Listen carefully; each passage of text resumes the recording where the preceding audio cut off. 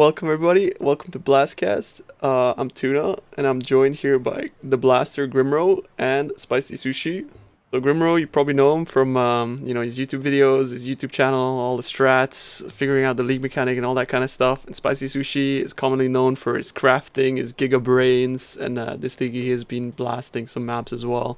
And yeah, so thanks for joining us, boys. Hope you're having a good day. Merry Christmas and all that good stuff. How you Yeah. doing? Merry Christmas. Doing good. Doing good. Bit tired, but good. Yeah. Yeah, it's late for both of these boys, and they joined us on short notice. So thank you both. So I don't know. We'll quickly start just by I don't know. I'll ask you guys what you've been up to. We'll start with Sushi. What you been up to, man? What's on the menu these days? Not much. I did I guess we'll just start with like league start, like how the league went, I guess. Yeah, yeah, it's a good. Yeah, I mean I just did the usual heist and then some ROG. ROG is always really fun, early league. And then I switched to just doing some mapping now, because mapping is probably the most fun I've had in a while at this league. So I'm actually doing that a lot, doing some crimsons. But yeah, it's been fun. Mapping is cracked. What do you like most about the maps? Um, I like the new altar system for sure. It seemed pretty boring in the past with how it was normally just like basic currency, Eldritch Hmm. currency, or you get quant. But now it feels like, well, with Exarch, it's pretty exciting, right? There's like a lot of choices. Yep. Eater is pretty much the same, but I mean, it is pretty cool, like having the chance of a Divine Orb altar. I've not gotten one yet, though. I've done Really? probably nearly like 1,400 maps with no Divine Altar yet. Yeah, that So sucks. Yeah. someday, yep, Someday. someday, dude. It Someday it's gonna happens. pop up and it's gonna be at the end of the map. Yep. There's gonna be No, someone. Someone was gonna be the person who gets no divines. Yep. that's devastating. Yesterday I Mm. got three exalt altars. Oof. Yep. One after the other as well. One map I got Exalt, next map I got Exalt Altar again. But That's not terrible. It's I okay. mean, yeah, it's money. Don't get me wrong, but it's the same odds as the Divine one, so that's kind of a Pepe laugh. Mm. Oh, I did get the Exalt one once. Yeah, if Yeah, that's the same rate. Feels yeah. bad, man. I've gotten one Exalt altar then. I I actually almost, got a lot of X too from that. That could have yeah, been yeah, yeah, like I was like 30. 32 It's or like, yeah, something. it's Yeah. crazy. Oh no. Um, what about you, Grim? We started artillery ballista on here, which went pretty well. Yeah, I think probably the strongest bow starters have been in maybe ever. Honestly, Hmm. bow starters felt pretty good. So yeah, it was a pretty good time, and we cruised on through and we geared up, and now we got a 100, 200 something, some hundred of divine tornado shot character, which is always fun. And it's really good for Sanctum, which is pretty sick. And we've just been basically mapping out all the strats for the new Atlas, basically, and trying to get them out to the community. That's been my last 2 weeks, I suppose. Yep. But I think most of the good stuff has kind of been identified now for the most part, maybe with the exception of some of the delirium strategies. But so I'm kind of looking at some build stuff now, seeing if there's any other cool builds which I can look into now. So that's kind of what I'm up to. Yeah, fair. Why do you think bows are like back to what you mentioned about it being like in the best state it's ever been? Why do you think that is? um, Well, I mean, there's no build guides out for it yet, so that's a bit of a hit for people playing it. I maybe we'll see some come out soon, so everyone can enjoy it. But as someone who has played bows for the better part of like 4 or 5 years, that archetype has basically never had good reliable single target ever. And like okay, we had the Storm Rain ballistas come in. Okay, they on paper do a lot of damage, but in Hmm. reality they're kind of really clunky. And like if the boss moves like a millimeter, you do zero damage. Yep. So not the best. But the artillery ballista, the way it scales is just like it's like insane. Like the amount of damage it does post buff. So it's really good once you get the helmet enchant and you can get those extra arrows. It just really does just a lot of damage. And also the way that bows are right now, it's like you can get a really good bow really early with essences, and you can get an even better one with a fracture because the Hmm. fractured modifiers can like drop now like pretty reliably. You can get a triple like T1, T2 elemental bow and multi-mod it, and boom, you're off to the races. That was previously unheard of. You couldn't do that. And you can slap Trinity in there after it's just a really good time to roll. Lots of damage. I feel like they're pretty cheap as well, the fractures. They're very, very plentiful. I think one of the things that I was afraid going into this league is whether they would change the fractured item drops from the goblins, because they changed a lot of that. But it seems like they've sort of even doubled down on that being more common because, the amount of fractures that drops is absolutely insane. And I'm pretty sure that also affects you, Sushi, like with the crafting stuff. Yeah, for sure. There's actually a ton of fractured bases available on trade. Definitely week 1. Like because the one thing that was great about recombinators was fractured bases were so incredibly rare. And so recombinators allowed us to transfer like fractured, because like you would remember with like live search, like it was very rare that you would ever find a really good evasion armor base with like T1 spell suppression fractured, and so you would normally have to snipe up the bad bases to transfer it over, right? And so that now like you can find like, okay, they're still expensive, right? But they're not like non-existent. You can get a lot of really good bases with like T1 suppress, a lot of spine bows with like T1 fractured elemental. All kinds of stuff are really plentiful now, which is really cool. Yeah. I still wish they'd add recombinators back though. Like okay, I know I can't just say like that's like a really loaded request, but I mean just like the most basic simplified version of like a recombinator, like a very high risk move one single modifier over to like another item, even if it's just like only possible to be locally on that item, right? Like spell suppression maybe just can't go to Vol Regalia, but like maybe another base with a like low chance of success, just one mod, that would be great. But yeah, it is really great, the fractured chains, like with them being so common now. The blender was so much fun, honestly. Like just smashing items together and blending. That was really good. Yeah, the thing is there's so many cool mods in Path of Exile, like so many cool mods, and a lot of people don't know about a lot of them because they're so rare and you can't do many things with them by themselves, like Delve. If like a good Delve mod drops, most of the time you have to just like try to fracture it on a good base and then maybe you can do something with it, but a lot of them shine when you combine them with other rare mods as well. So that's something I'll always miss about Sentinel, mod combinations that we'll just never ever see again. And also on the farming side of things, recombinators added a lot of gameplay in the sense that like you as a mapper could sort of create a strategy around it, and farm for items to recomb, and I think that's like great gameplay in general as well. So I mean, like, I completely agree with that. I would love to see them come back. That'd be really cool. Yeah, adjusting filters for like I remember what was that? Tom? I forget the chest, but people are magic finding magic items. It was so sick. I missed that. Yeah, that was really cool. I was doing corrupted items drop from unique monsters, which is still like possibly a thing in this league if you do like if you're doing like rogue exiles or whatever, they still drop a ton, but there's no use for them, unfortunately. But I still have my filter with the ID'd section on there, just hoping that one day I can just plug that back in and we can start recombing things. It's a bit of a code. I wouldn't rule it out, honestly. I think it's possible they come back.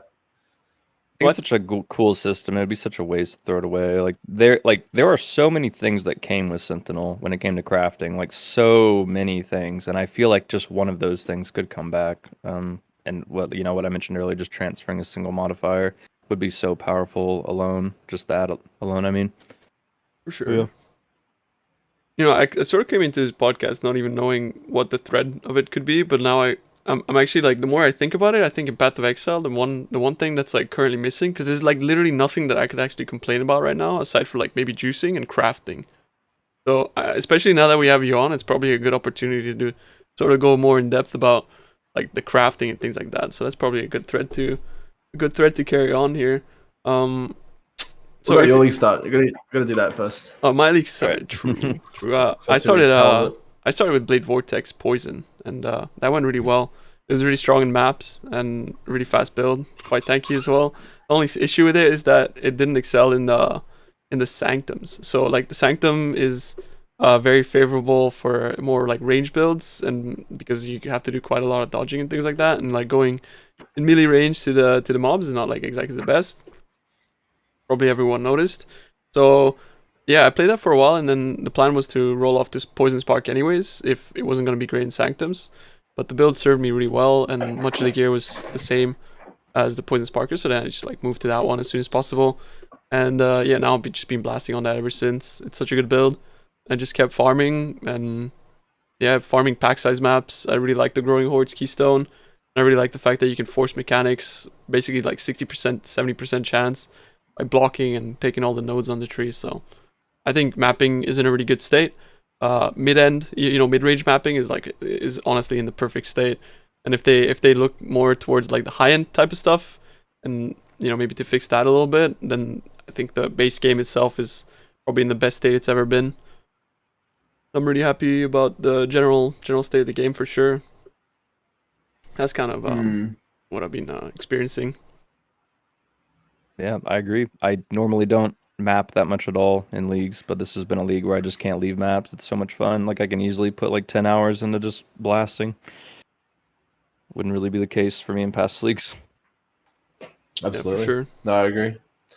I think the rewards and maps feel really, really good right now. Like there's a lot of things that you can do to make a lot of currency, which is obviously like fantastic.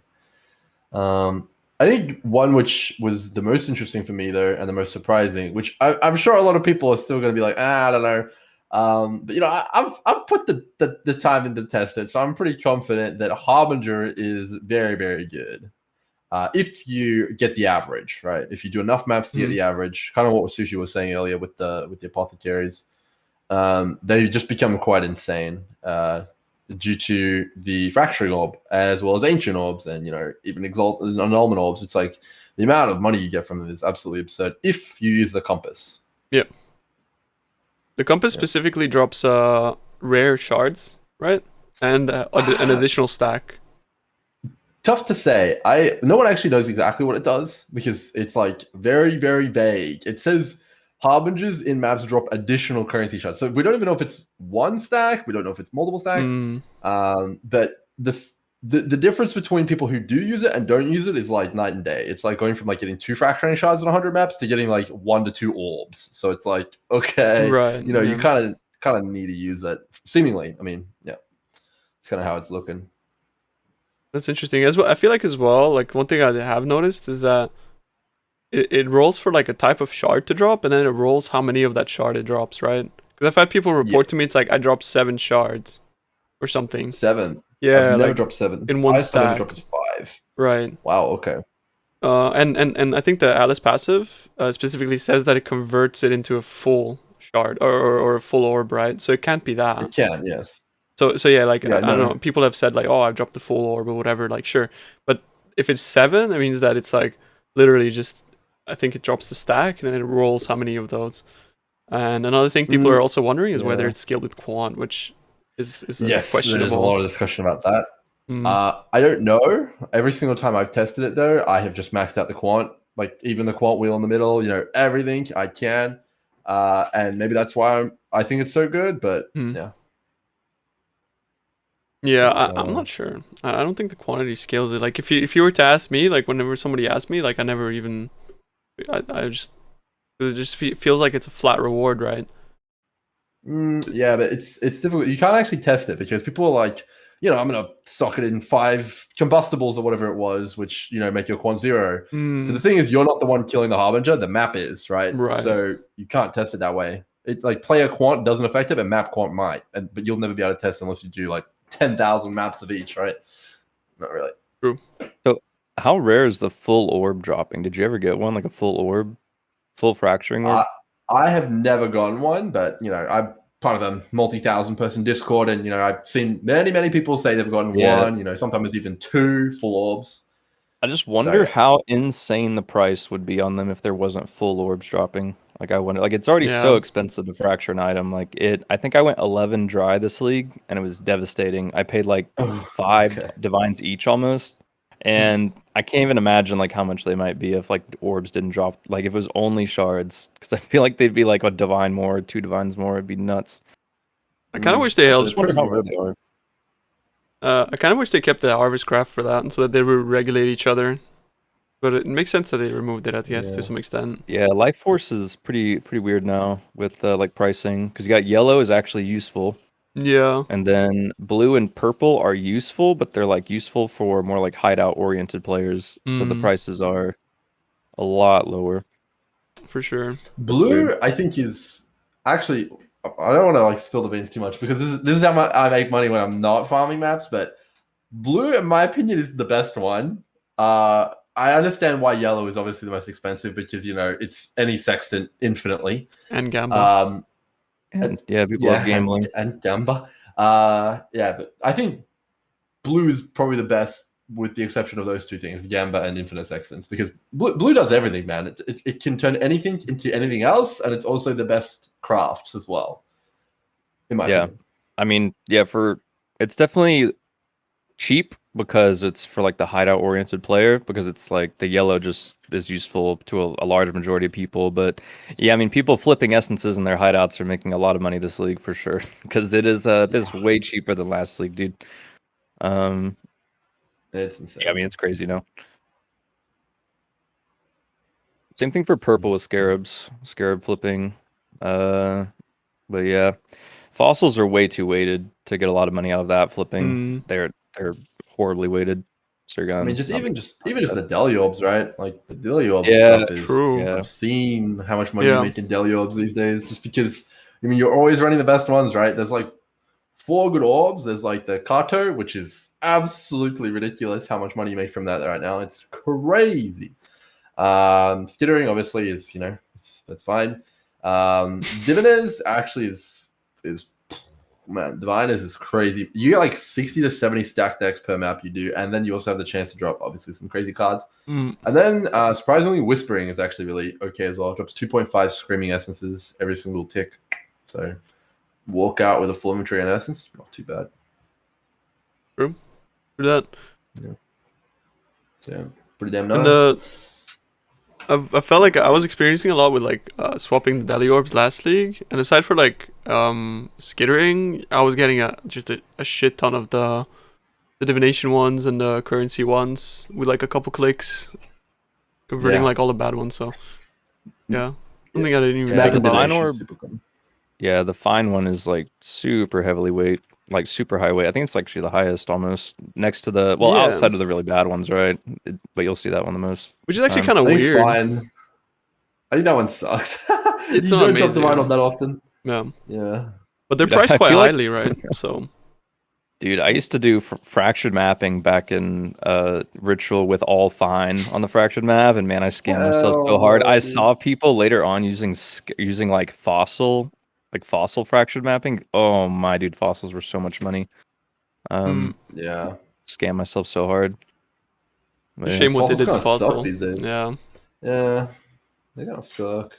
Especially, I think it's because like bound fossils nobody cares anymore, right? And bound fossils were like a huge part of like why they were expensive, right? Fossils in general. No, aside for that, it's just we're in the meta of like fractured item finishing suffix with an essence. It's so easy to get like a third mod when you're spamming an essence. It's like yeah. I actually Yeah. think one of the things that's killed fossils a lot over deep divers is like hollow fossils used to be like an option, right? Especially now with the fracturing and stuff like that. But you just never use one anymore because of Omni, right? Like, why do you want to use a suffix slot up on an eyeball? And also the amount of jewel sockets you need these days is absurd because everyone's running double 6 links. So yeah, poor Delve. Yeah. Yeah, you would have to get a ridiculous like 6 mod Abyss Jewel, I feel like, to compare to like a T1 attribute stat on a suffix. It's pretty rough. Yeah. And I don't think You anyone's even farming could, those but yeah. jewels. Actually, there's a lot of them on trade that you could get, which are pretty good. But yeah, it's still just so hard to compete with that. Yeah, it's the real killer is that you lose the gem socket. Maybe in PoE too. Fingers crossed. When you have all of the sockets all freed up, but until then, ain't no way. If fossils are even gonna be in by then, I feel like the system is already on its way out. It's so outdated.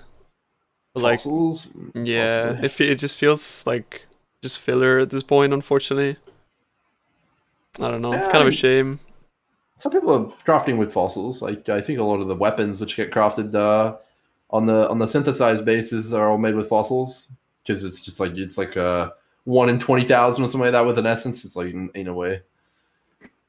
Yeah, I mean the game just bounces around what's the most like cheapest optimal way to make something, right? And right now, like there's so many fracture items dropping, like you're gonna guarantee a mod with a fracture, and then you're gonna get essence to guarantee a second mod, and it's just so much cheaper on average since fractured bases are so cheap. It's just like I don't know. Yep. It's rough. I think glyphic fossils see the most use right now, but they see so much use that they're just like I don't even know. I think they were like 150 chaos or something each last time I checked. They're Oh, so geez, rare, okay. and so many items use them right now, and that's like one of the only ones. Besides shuddering, I don't know. I don't know why shuddering is so expensive right now. I think it's also because of Probably. overstacker gloves, right? Because Warstacker gloves Mm. use Aetheric, Glyphic, and Deft right now. Okay. I I'm literally clueless don't know who's using shuddering, but I noticed the other day they're pretty expensive. They're like one in chat Um, said 12C each, and I Yeah. suspect that's like for non-bulk. So yeah. That was I interesting think to me. it's an interesting topic though, but one thing I do want to talk to you guys about is essence prices. What do you guys think of the abs? Are they still ridiculous? I've been gone for 2 days because of Christmas stuff. Are they still as insane as they were when I left? Yep. Yeah. All right. So I would say that this is mostly a result of essence not being on the map device. Would you agree? Like it's just not there. So everything is just so much harder to get in terms of essences, and everyone's really clued in to how crafting is done these days. And it's just ridiculous the prices. Would you say that's pretty accurate? Yeah, I think that's part of it. I mean, there's a few essences that are extremely high demand for crafting, and most essence flippers are flipping the bad ones to good ones, so they want to buy the bad ones too. So they have high value because they want to buy those, but so they can flip them to the good ones. It's just like, yeah, pretty much. And I mean, obviously, the only way you get essences really too is like memories, right? For a good supply of them. Hmm. For the deafenings, yeah, it's pretty rough. Like you Mhm. get a few when you're doing mapping if you like use like the compass as well as the atlas passes, but it's compared to the memory farmers, it's basically nothing. Yeah. Yeah, I think But also to some degree, definitely the price of divine has some influence on it. Being like that chaos is so plentiful, or on the other hand, maybe divines being less plentiful. Like either or. But especially when divine orb was like 300 chaos, that's like it sort of made sense that the value of essences went up with it. But the weird thing is that the value of other things didn't go up. So, like for example, like shaper maps or whatever, like they're still like 10C, 15C. So they stayed the yeah, same, but essences went up. So I'm not really sure, but it's got to be you a know what combination didn't of all stay the these same? things. Mm. Dude, have you seen the price of all of the Eldritch crafting materials? It's ridiculous. Yeah, Like the orb. very expensive. What Yeah. is it? Conflict orbs. Those are like 5 to a divine. What? Mm. People farming those invitations must be absolutely filthy rich. Unfortunately, not actually, because of how bad Wait, invitations what? are this league. Yeah. Don't you just get like a couple orbs of conflict, like, and then you're like money? Not really, because No, like right now, invitations and bossing is like at an all-time low. Actually, really. yeah, I yeah. don't know. I It's, just it's don't touch very it's bosses very anymore. sad stuff actually. Really? I Okay. know the thing with Exarch and Eater is they're usually disgusting money to like the blasters that are able to do like hundreds of them at a time. But then like for an average player going in, you're gonna get a lot. Like you're obviously probably gonna lose on average if Yeah, you're doing a small amount. being able to tank the And variance. then Yeah. a lot of streamers don't do it. I know this streamer named Allie. She does like whenever she likes to farm those, and whenever she does a bunch, she starts to make like I don't even know, like she made like a mirror a day doing Exarch last league or something, Oh or wow. Eater. And then everyone in her chat was like, "Hey, this is huge money," and so the market just got destroyed. That's kind of what happens, though. Is that like as soon as a streamer starts doing one of them, it's dead. It's how it's worked the past like 3 leagues. It's pretty funny, but it's pretty sad. Same with what is it? I can't believe I forget Ultimatum guy, the trial master, that boss they added back that no one does. He was like Task actually, manager. Yeah. yeah, he was good money for a while too, but probably lucky because Rutu did like, okay, I don't want to. I'm pretty sure he lost so much money on that, but yeah, there were people making a lot from Hate Forge. I think Hate Forge is really cheap this league though. It is, Yeah, but I think it's more of a standard item, like honestly, because in League as well, it's like kind of tough to get together. But in terms of the bossing, I have like a little bit of insight on that. So invitations this League are completely just bricked. Like farming them is a guaranteed net loss, no matter what you do. Even if you do like hundreds and hundreds of them, like Eldritch invitations. All right, so we're not talking Maven invitations. Well, Maven invitations as well are like not great profit, but now specifically, I want to talk about like the Uber Eater and Uber Exarch. They're really really bad. Like you could be doing like 100. I have a friend like that did like I think 100 and he dropped like 3 jewels because they removed the jewel drop chance, the increased drop chance. I thought they baked that in. No, it's not. Like if it's baked in, it's like non-existent, right? And then on top of that, like Ash's drop rate is also down for some reason. It at least it feels. And he hasn't dropped a Nimbus on top of that, and he's been doing hundreds, man, hundreds of them. He kills the boss in like one trap throw, right? Bro, that smells fishier than an aquarium, dude. I ain't about it. I've literally watched him do like an inventory load, and the best thing he dropped was like Icarus, like straight up. It's actually unbelievable. I mean, we got Sushi over here saying, okay, people making like a mirror a day. We got but that's last League. Like this is not a thing anymore since they removed these nodes. It's like actually crazy. Last League they were making a mirror a day because of the jewels, right? That's the big thing that people were getting. But if you look at the market, the jewels are like, there is no fucking jewels. It's crazy. Yeah, I mean, the jewels, like, I don't know why, but like, I buy the Eater Worlds ones for like a divine, and then I look at the other half, and it's like 20 divines for the Exarch one. I'm like, what? Exarch one is like 3 times the price. Why? Yeah, that was me. I was thinking about getting was it Mistress for Poison Spark build? Yeah. That combo. And I looked it up and I was like, I could get 3 or like 2 good rare jewels, or maybe I could get this combo. And then I looked it up. It was like 20 divines when I looked it up. I was like, never mind. Yeah, I did exactly the same. I even had it in my written guide, and I was just like, I'm just gonna remove this from the guide. Like, it would be cool, but I'm not paying that because the rare jewels could have life on it. So could have life, I guess. Could have like more damage. So yeah. Yeah, mana reservation efficiency as well. Yeah. So I mean, I think Eldritch Invitations are in a little bit of a weird state, but Maven and Uber Cirrus seem to be the best ones at the moment to farm. Uber Cirrus, even if you're unlucky, you still break even. And if you're lucky, you make quite a decent amount of money. Whereas Maven, it's sort of like if you're unlucky, you lose a lot, but for the most part,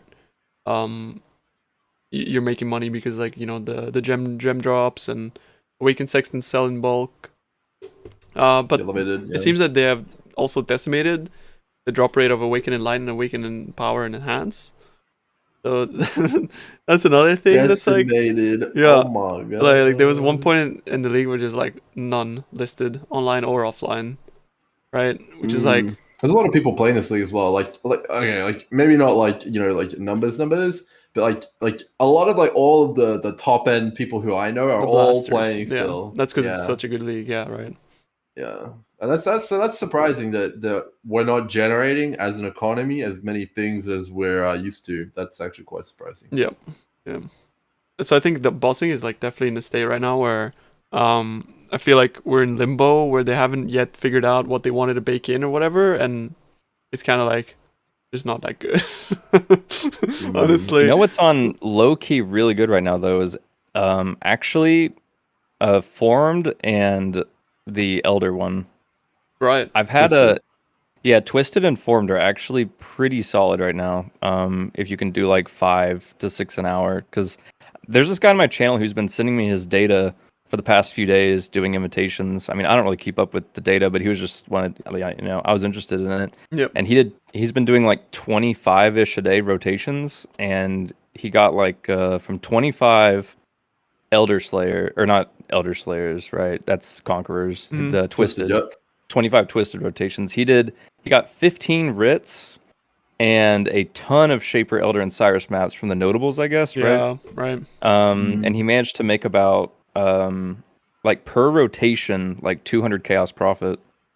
So that's pretty good. That's pretty good. From all like the map drops carried it very hard. He got a lot of per rotation. How long does rotation take? He said like about. He does a map every like Well, So actually, rotation every 10 minutes. you can do it every it depends how if you want to do sanctums, right? It's all I think this league a lot of methods come down to are you going to do sanctum or not, right? Because like you can save up 8, but for me like I just haven't done sanctum at all, dude. I really should, but I just don't like it interrupting my map because 8 is not enough in my opinion. I really think it I should like get it. save Yeah, a lot We it more. should be should more. 32. Yeah. I really, yeah, because like I actually did enjoy Heist League. How you could store up basically, you could infinitely store up your like maybe that was a bit too much for league mechanic, but I think 32 would be fair. I honestly think ideally the way I would have like if I could change anything, I would make it so that it stores 32, and on the 32nd one, it spits out a map, and then you can run it or you can sell it. But I guess that would disincentivize people from actually doing it themselves, and you just trade it to a Sanctum runner. So maybe that's not the best. I don't know. Being able to get a full run throughout would be nice though. But Yeah. I don't know. Just back on your like data, I on your friend's side of things with the Elder Slayer or whatever it is. I actually don't know how good that is though, really anymore, right? Like I don't know some of the stuff that I see Tuna doing, myself like doing. And I've got the economic data I'm live updating as well of PU Ninja. Man, like that's like not that good anymore. Like 200C per Per rotation. rotation. I would say that's like even optimistic in a way because of maps being kind of like, as I said earlier, like a shaper map is like 15C, right? Like holy man. Yeah. And when Divine went up to 300, it's like but like everyone was suffering that was mapping, right? But I mean, even then, like I think Not especially if you do Harbingers, money. right. Like if you're able to generate, so like exactly like when Divine Orb became that expensive, which by the way it crashed now. But anyways, like when it became that expensive, it was like you have to do things that are like worth divines rather than chaos because it just felt dumb to be farming chaos. It's like, oh man. So I mean, like dropping those Elder Slayers and that kind of stuff. I feel like sorry, Shaper and Elder probably at that point would have been kind of rough. But I think the Maven Writs are priced in Divine, so that would carry it, right, for sure. Yeah, I think you have to get pretty sweaty with it, and you have to go boss rushing style. Yeah. Like you get like he does rotations every 6 minutes, so like an entire 4 maps plus invitation 6 minutes. Yeah, that's and really that's like sweaty. that's pretty average actually. If you're doing the sweaty like just rushing straight to the boss immediately, like with Mage Blood stuff like that. But like that's kind of what you have to do with the notables. That's kind of what it's turned into because all of your loot comes from the map boss, right? So it's just kind of like because you're not gonna like just roll, chisel out, juice a fucking Minotaur to get your altars from Minotaur, right? You're gonna go kill the map boss. They're just scour and go, yeah. Yeah. At that point, it just becomes like a how many you can do per hour, and basically like how fast can you trade to facilitate farming, basically. Yeah. And I don't even think it's really a new thing because I didn't do bossing since like Ritual League, and that's how Ritual was. You'd do scoured. Well, even the league after Ritual Ultimatum and stuff, you would do scoured maps, just run to the map boss as fast as possible. And this league, it's even more so because all of your loot comes from the notables. Yeah. So actually, it's kind of interesting you say that now. So, a Delirium is actually a similar way. Early on in the league, I was just transmuting my maps because, like, I mean, Tuna always says it, but like a lot of the loot doesn't really drop from monsters anymore. And the only reason you would ever roll a map for Delirium, at least Delirium mob farming, is for the pack size because you might get you to the next tick of the rewards. But early on, when the orbs are and even just now, when the orbs are so cheap, you don't even need to roll it. You can just transmute it, and just why not? It's fine. Just ready to go. So yeah, I think there's gonna be a lot more of that where people downgrade the difficulty to increase their speed at pretty much no cost. Yeah, because the way map bosses work is that Minotaur, Hydra and stuff, like you're not gonna really get more, like you don't get more formed returns, you don't get more whatever from juicing the quant, right? Like none of your map quant will affect how many invitations you're gonna get on return, because if it did, you would definitely be juicing everything because it's amazing to get like a good return rate on invitations when you're running those.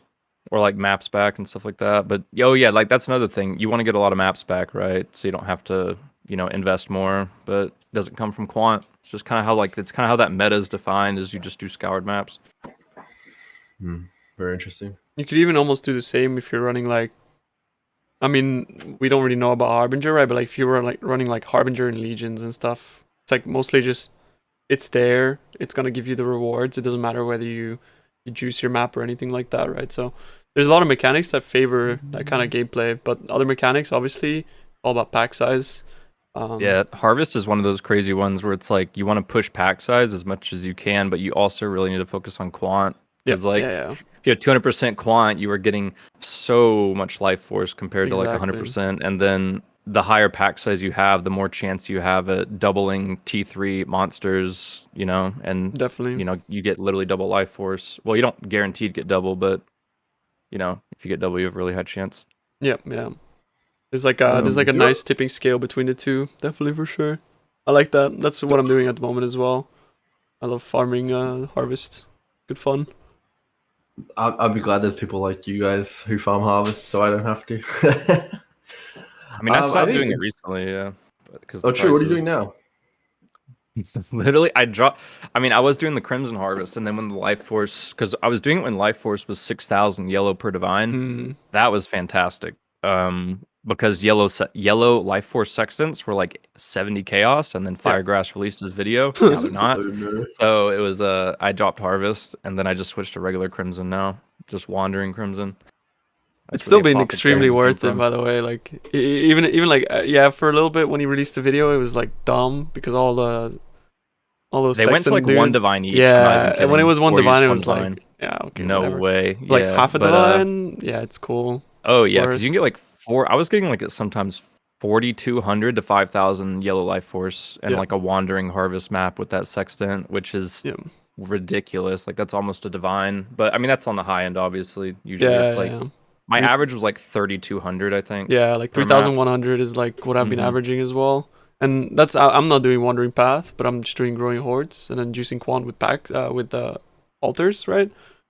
And depending on like whether you get like lucky on T3 seeds or whatever, that's like it can vary anywhere between like lowest I've seen is like 1K and then the highest I've seen is like 5.5K. It's like okay.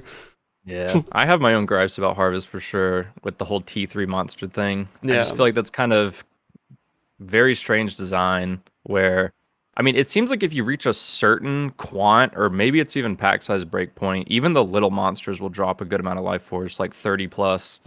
But I don't know, man. It feels like I sometimes don't even do the plot. If there's no T3 monsters, I'm like, all right, next. Well, you know what I think what I think happens is like, you know how they talked about it being like, oh, like we're not gonna drop the currency until like you've got a stack, right? It feels like sometimes like if I do a patch with like no T3 mobs in it, it doesn't drop anything. But the patch after, if that also doesn't have any T3 mobs, then it drops. And so it's like almost like it's saving up to drop you more later. Yeah. That's what it felt like. To be honest, I feel like the small nodes are so strong in Harvest. I really wish they reworked the notables a bit. Like I really think there should be a Harvest notable that makes it so your monsters have like a small chance to like upgrade. So like basically on average you will never have a plot without like a T3 monster. Oh, that'd be wicked, I think would be sick because it feels so bad right now when you go into a map and go to your harvest, you have 2 full harvest plots with no T3s. So like only half of your harvest feels like it has value.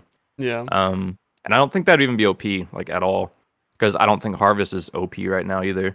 Like not even memories. You gotta wait a year or two. You know how long it took to get all of those reward tiles on Legion, man? I've been waiting since Ritual. Dude, you don't need any buffs on Legion, dude. Get out. I don't know what they were thinking. We're here talking about Harvest, like not you're thinking fucking Mage Blood 1 day mechanic, dude. All right. Yeah, that was actually ridiculous. I don't know what like if you actually just sit down and just grind your face into Legion, it's like Man, I'm still waiting for GGG to make it so I can get 2 Mage Bloods in 1 day from Legion. I just can't. Okay, dude. Yeah, I mean it's ridiculous. But yeah, anyway, enough about Legion. It is very, very good. And it's like one of those mechanics that's like as I said earlier, you just scour and go, man, and you get the same rewards. Like it doesn't make a difference. I mean, you can, but you wouldn't because you drop so many maps that Yeah, it's like that's the amount true. of money you make from that is. It The is maps, wild. yeah. One of my favorite farming methods actually last league was Wandering Legion Harvest, but I think they killed Wandering Legion, didn't they? Like they messed with the timeless nodes or something. Because it used to be with Wandering, you would actually have a higher chance of an emblem than the notables themselves. But if you doubled the small nodes, but I looked earlier. Oh, yeah. Yeah, I looked earlier this league, and the smaller nodes looked horrible compared to the. Okay, there was like 3 timeless emblem total, like nodes total on the smalls. It felt like so, like it's. Yeah. I don't know. Maybe they killed the whole Wandering Legion thing, but that paired with Wandering Harvest felt super good last league. I'm pretty sure it was always 0.8 with Wandering, and then you would be 0.2 lower than a proper Legion tree. Hmm. Mm. I'm not But I sure. don't Because know. currently I'm looking. There's literally it's 0.8 right now with Yeah. Wandering. Maybe it was the same last league though. I would never do Wandering Path Legion though. Like, oh, you lose the guaranteed double Warhorde. Yeah, and the Why would you want to lose generals. that?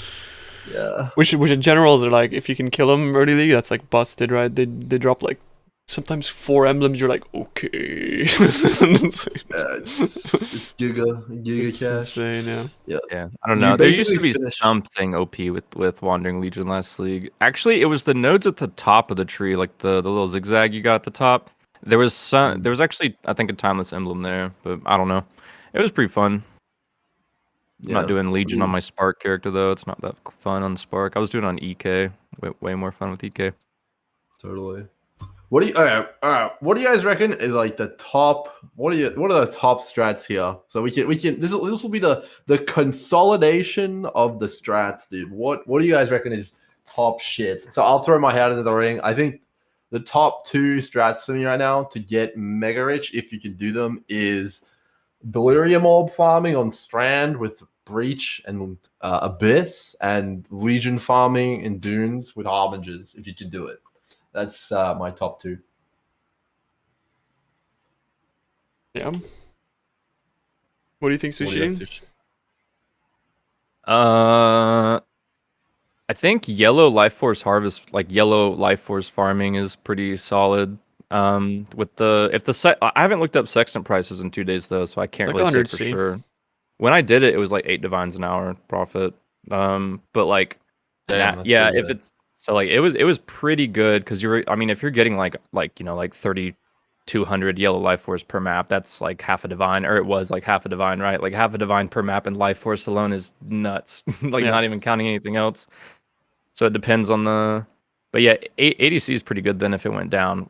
I think that's a top farm. I think logbooks are actually going up, right? And divines are going down. So in my opinion, natural, like growing hordes, expedition, harvest together was really, really good as well when I was doing it. Yep. And then my third one is that I really like is just blasting Crimson, dude. It is complete. Great, you get the card. Bro, it feels so good though. I don't know, man. Like I don't know, dude. I made like 120 divines today. What do I say, dude? Best strat. But I'll have to tune into some cute dog. He's magic finding, isn't he? Maybe he'll get the rates for us. yeah, just drop an apothecary forehead. Forehead, yeah. You know I don't how know, you but always the have thing is though, I mean, eight. Like I've been farming 8 mod map drops though, and those were pretty good. Like those were because I'm dropping like. So the thing is, what I'm doing. Okay, so I'm actually gonna expand past like the whole just drop an apothecary thing because I think the tech is actually pretty okay. Like I'm using singular focus and I'm stacking like map drops and Carto Scarab, and I actually dropped a divine every 10 maps doing that, and because there's like converting all the maps into currency, and then also man, come on, dude. Seriously? and then You think also that actually drops divines? dude, I think it does. Ain't no way, dude. And outside of that, I'm dropping around 6 to 7 8 mod corrupted maps per map, and they sell for like 12 chaos each on TFT. Is that because of they're good, the box? The box stuff? The quant box? No, it's not even the quant, it's just dropping from because Wandering Path, if you take all the map nodes, your Atlas looks hilarious. Yeah, it's like But yeah, I mean, like a crab. and then you take basically. map duplication alters. Sometimes you get quad corrupted maps, and people Okay, eat yeah, those up true. if you do good layouts. Because people are doing mausoleum right now, Yep.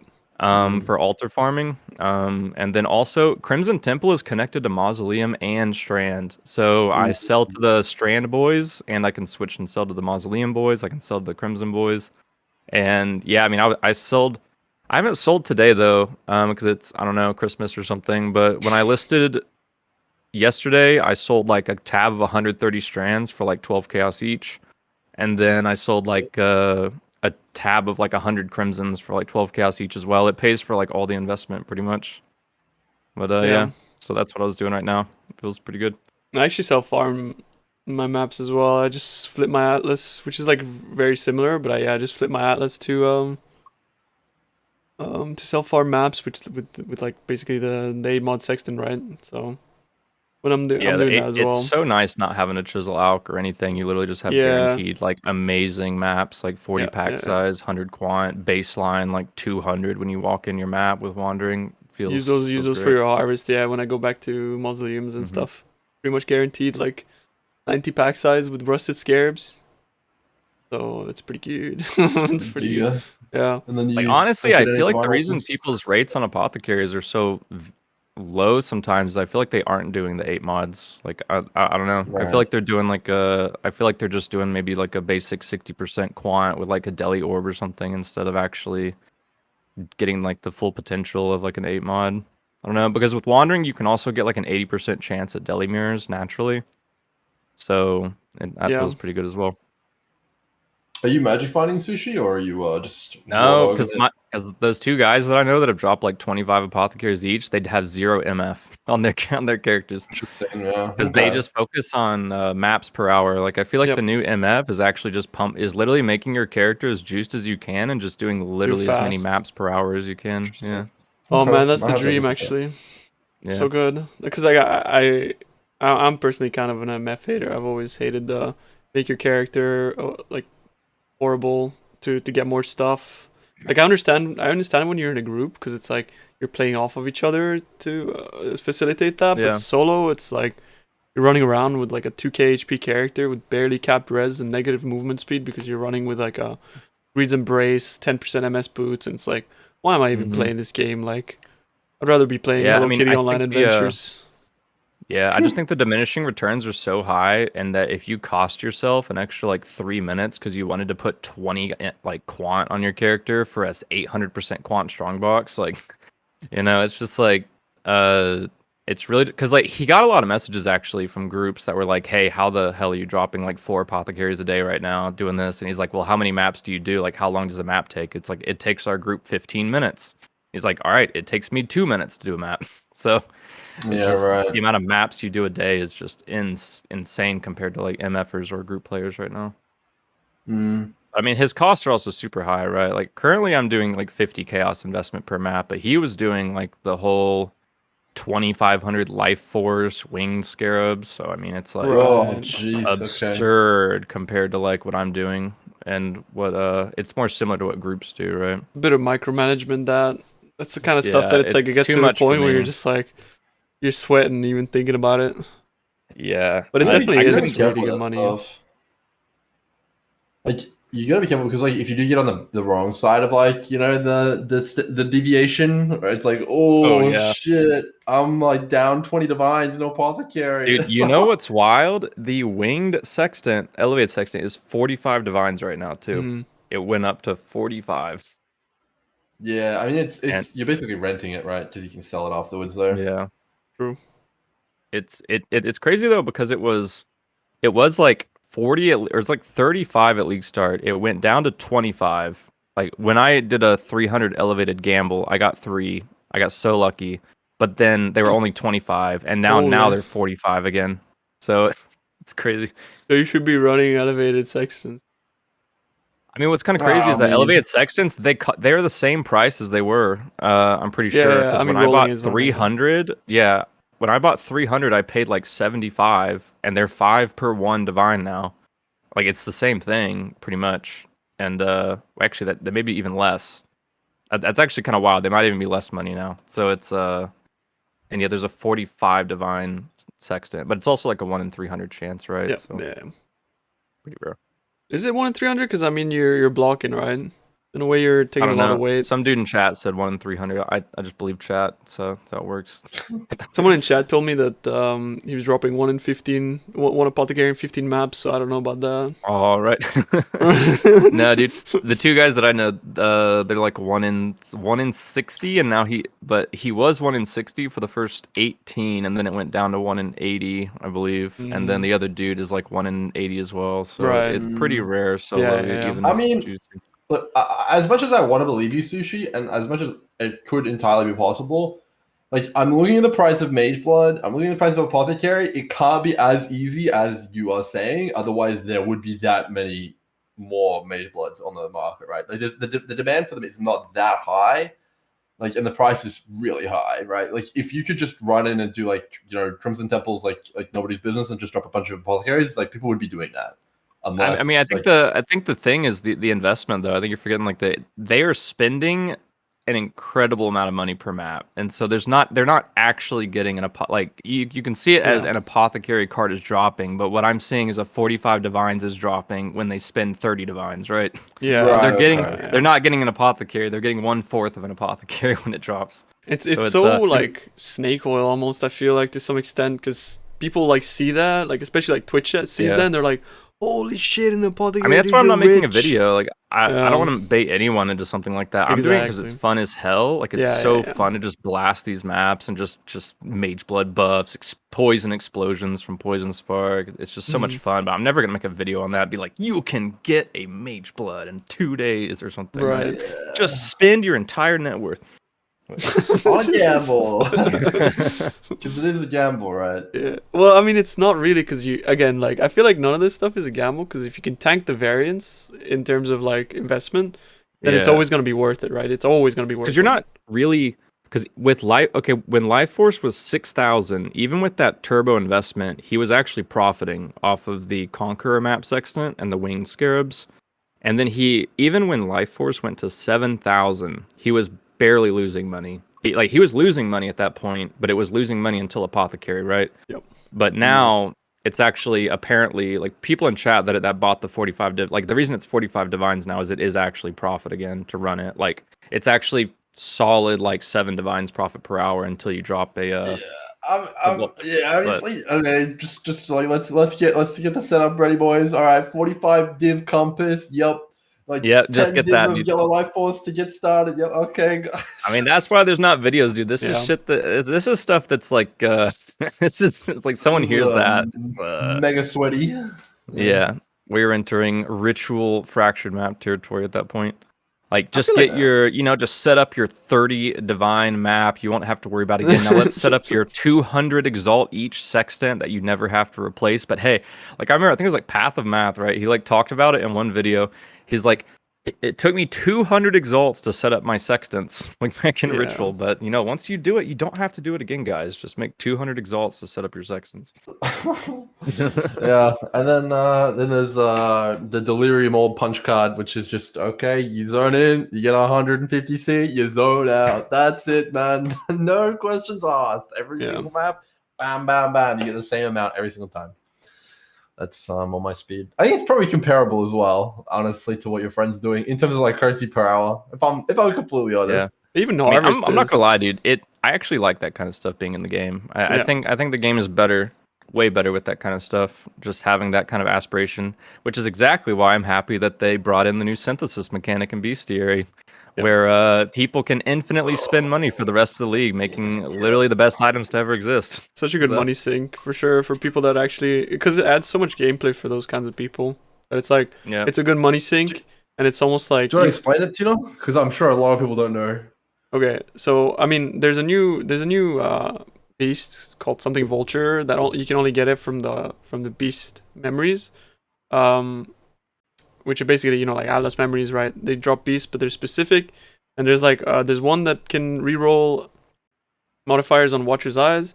There's one that can reroll implicit on synth items, and there's a couple more. Not reroll. That's a little bit vague. It can remove a modifier and add a new one. So it's like an annul, and then a slam Right. with the synth items. Yeah. So like in a way, like you get an item that has 3 implicits. This would be the process. You get an item that has 3 implicits, and you spam until you get a good one, and then you basically imprint the item, and then you spam until you get a good second one, and then you imprint the item again, and then you spam until you get a third one. Right? It's an extremely expensive process. And we're talking like 10 mirrors to make a base at the very minimum, right? To make like an actual good base, but it enables creating the best items in the game, basically. Yeah, you can essentially have a 9 modifier weapon. Yeah. And the modifiers on the implicits are like god tier. Right. Yeah, like I think people are going to be beating standard items this week. Like currently, Well, Quiddy's yeah, bow is actually yeah. nearly beats what is it called? The fabled Dragon Thunder. yeah, whatever that one Well, is. it does beat it's actually it. pretty close. It does beat Oh, it. it It's does. just that Like, the it's- implicits beat it. Yeah, of course, just not yeah. the explicits. It's just that the craft Okay, yeah. itself would require like hundreds. I don't know Yeah. about hundreds, but like Perfectly tens and crafted. tens of Okay. mirrors to be able to get like triple T1 prefix, right? But yeah. Yeah, So like currently, Is Fizzbow? Or is this an explode yeah, bow or Fizzbow. something? It's a Fizzbow. no, it's not yeah. it's a +1 arrow, 8% attack speed, and 20% is implicits, right? On a Fizzbow. And what he's done is he's crafted essence T2 prefix, which is like already kind of that's kind of Quiddy's insane. bow. Yeah. Yeah, it's Huh. Quiddy's Yeah, bow, I thought that was, yeah. someone else's bow. For example, Belton's belt, the best Omni belt of all time, already got beat. So Yeah. that one already got beat, and so you can No only way, really? really? already beaten. So It was- like it was already he got beaten like before. T2, T1 implicits. Someone already got 15% attribute in implicits, already beaten. Like literally a weekend or 2 weeks in, already beaten. Do you So, want to like, know can you something imagine? crazy? Like what? It was beaten before he even started crafting it. But these Oh, crafters, no. they play games with each other, man. These crafters are crazy. They're just like, Yeah, oh, he's yeah. crafting a belt. I got a better one, but I can't be bothered, so I'm just gonna keep it until he spends all his money. That's rough. Yeah, Man. I mean, it's- to be fair, I think the dude is making a ward loop one instead. So Belton still got the wed one, right? It's just funny because the implicits already beat it. But I mean, I think it's really funny. Like that just shows you like the kind of crazy items that are going to exist this league, though. Like already perfect Omni implicit belt made. I have a friend that he spent 200 divines and he already created like one of the best imbued wands I think to ever exist. Yeah, It's that's like amazing. attack speed, flat fizz, global fizz or something, and then they Damn. also made a quiver, which is like crit strike chance, crit multi, additional arrow. I just can't even imagine all the crazy bases that are gonna come out. Though. Like I love that there's like a game. It's like a game that crafters are playing with each other, and it's really, I don't know. I think that's fun, and like I Yeah. guess like we all profit off it because we get to mirror cool items, right? It's a bit of a shady game. Like if we want to talk about it, like obviously like these people like are investing like many mirrors, right? And they're doing that in hopes that they're going to get all of that money back and profit, right? So okay, some people they say they do it for the love of the item, but let's be real, they're trying to get money back, right? Yeah. So when Sushi's like, Belton's done all this money, and then someone else is like, in the shadows being like, I'm going to let him waste all his money, and then I've got my resources, and I'm going to come, and then I'm going to be better than his. Like that's like it's like a strategic chess move right there, isn't it? That's yeah, like I mean, the playing problem video is games. that you have to really predict this league because so for example, some guy messaged me a +1 frenzy ring base. It had +1 max frenzy and 7% increase intelligence. If that was any other league, I'd be like, yes, make that for mirror service. He was like, should I craft this for mirror service? Any other league, yeah, do it right now. That's an amazing base. But this league, I have to be like, you can invest 3 mirrors into finishing that. Or you can accept that someone's probably going to beat that in a week and have a +1 max frenzy, 7% and onslaught on hit. Like, I'm not even kidding. Someone's probably going to have an onslaught on hit, +1 max frenzy, like 7% and then or whatever other attribute for Omni. Because you have to really be like, should I? I think I got a mirror tier base. Should I make it? Probably not this league, right? Because I think crafters are people are going to be beating items unless you have the best of the best of the best. You could just be throwing down whatever, how many mirrors down the drain and not get any of your money back. Someone else's, because that's the problem with mirror crafts, right? No one's going to mirror yours if they can mirror a better one. Yeah. And no one's going to buy yours for more than a mirror if they can just mirror an item that's better than yours, right? You can't even sell that for even a fraction of the cost you paid on it because it's cheaper for someone just to mirror a better version of your item, right? So that's like Basically kind of the harvest problem all over again Yeah. for the people who played Harvest League. Yeah, it's I remember when the the- first crafts came out. Yeah. Yeah. I was one of the first people to craft a perfect 6 mod item, and that people didn't know, so they paid for it, and then everything tanked, and it was like worth nothing. Mm. Yeah, it seems like a not quite the same, but you really have to have the best of the best of the best to have any chance of like someone actually wanting to go for your item. But I mean, going back on that, like I think if somebody wants to mirror Belton's belt, it's still worth it because I don't like the other belt has to be finished, right? Like I don't think that guy's It's even gonna also a ward craft it. loop. So Right. So that's the thing though. I don't know who's gonna be mirroring a. Well, I don't want to get into that, but I mean, it's a wed belt, right? I mean, I feel like Mage I feel like it's Blood a standard or craft. I think it's more of a standard craft, right? Because Ward loop people in makes standard sense. would mirror that in a heartbeat. Yeah. And that's probably what the thought process was, right? Like we're making a belt for. I mean, 30 people that invested in it apparently wanted to make a standard belt, but it's I feel like the ward loop belt would have been a better decision. Yeah. But I mean, it's a like, good ward thing they loop- did. It's a good thing they didn't go for a ward loop belt, right? Because that one's gonna be a ward loop belt. Yeah, I mean, Yeah. I honestly, I don't really think there's much logic in making an Omni belt because like, okay, most people like, Omni builds are gonna use Mage Blood or Headhunter, unless you're going Yeah, for you PoE number underestimate one. the It's like, PoE Ninja community, dude. The I guess PoE those Ninja are the people. leaderboard community. True. But True. that's two mirrors those belts. Yeah. Yeah. I mean, I think that's a pretty good segue into builds. Like, I know we've only got a few builds ourselves under our belt, but what do you guys reckon? Is there any fresh meat out there? You guys are like, whoa, look at that! I haven't seen that before. That looks pretty good.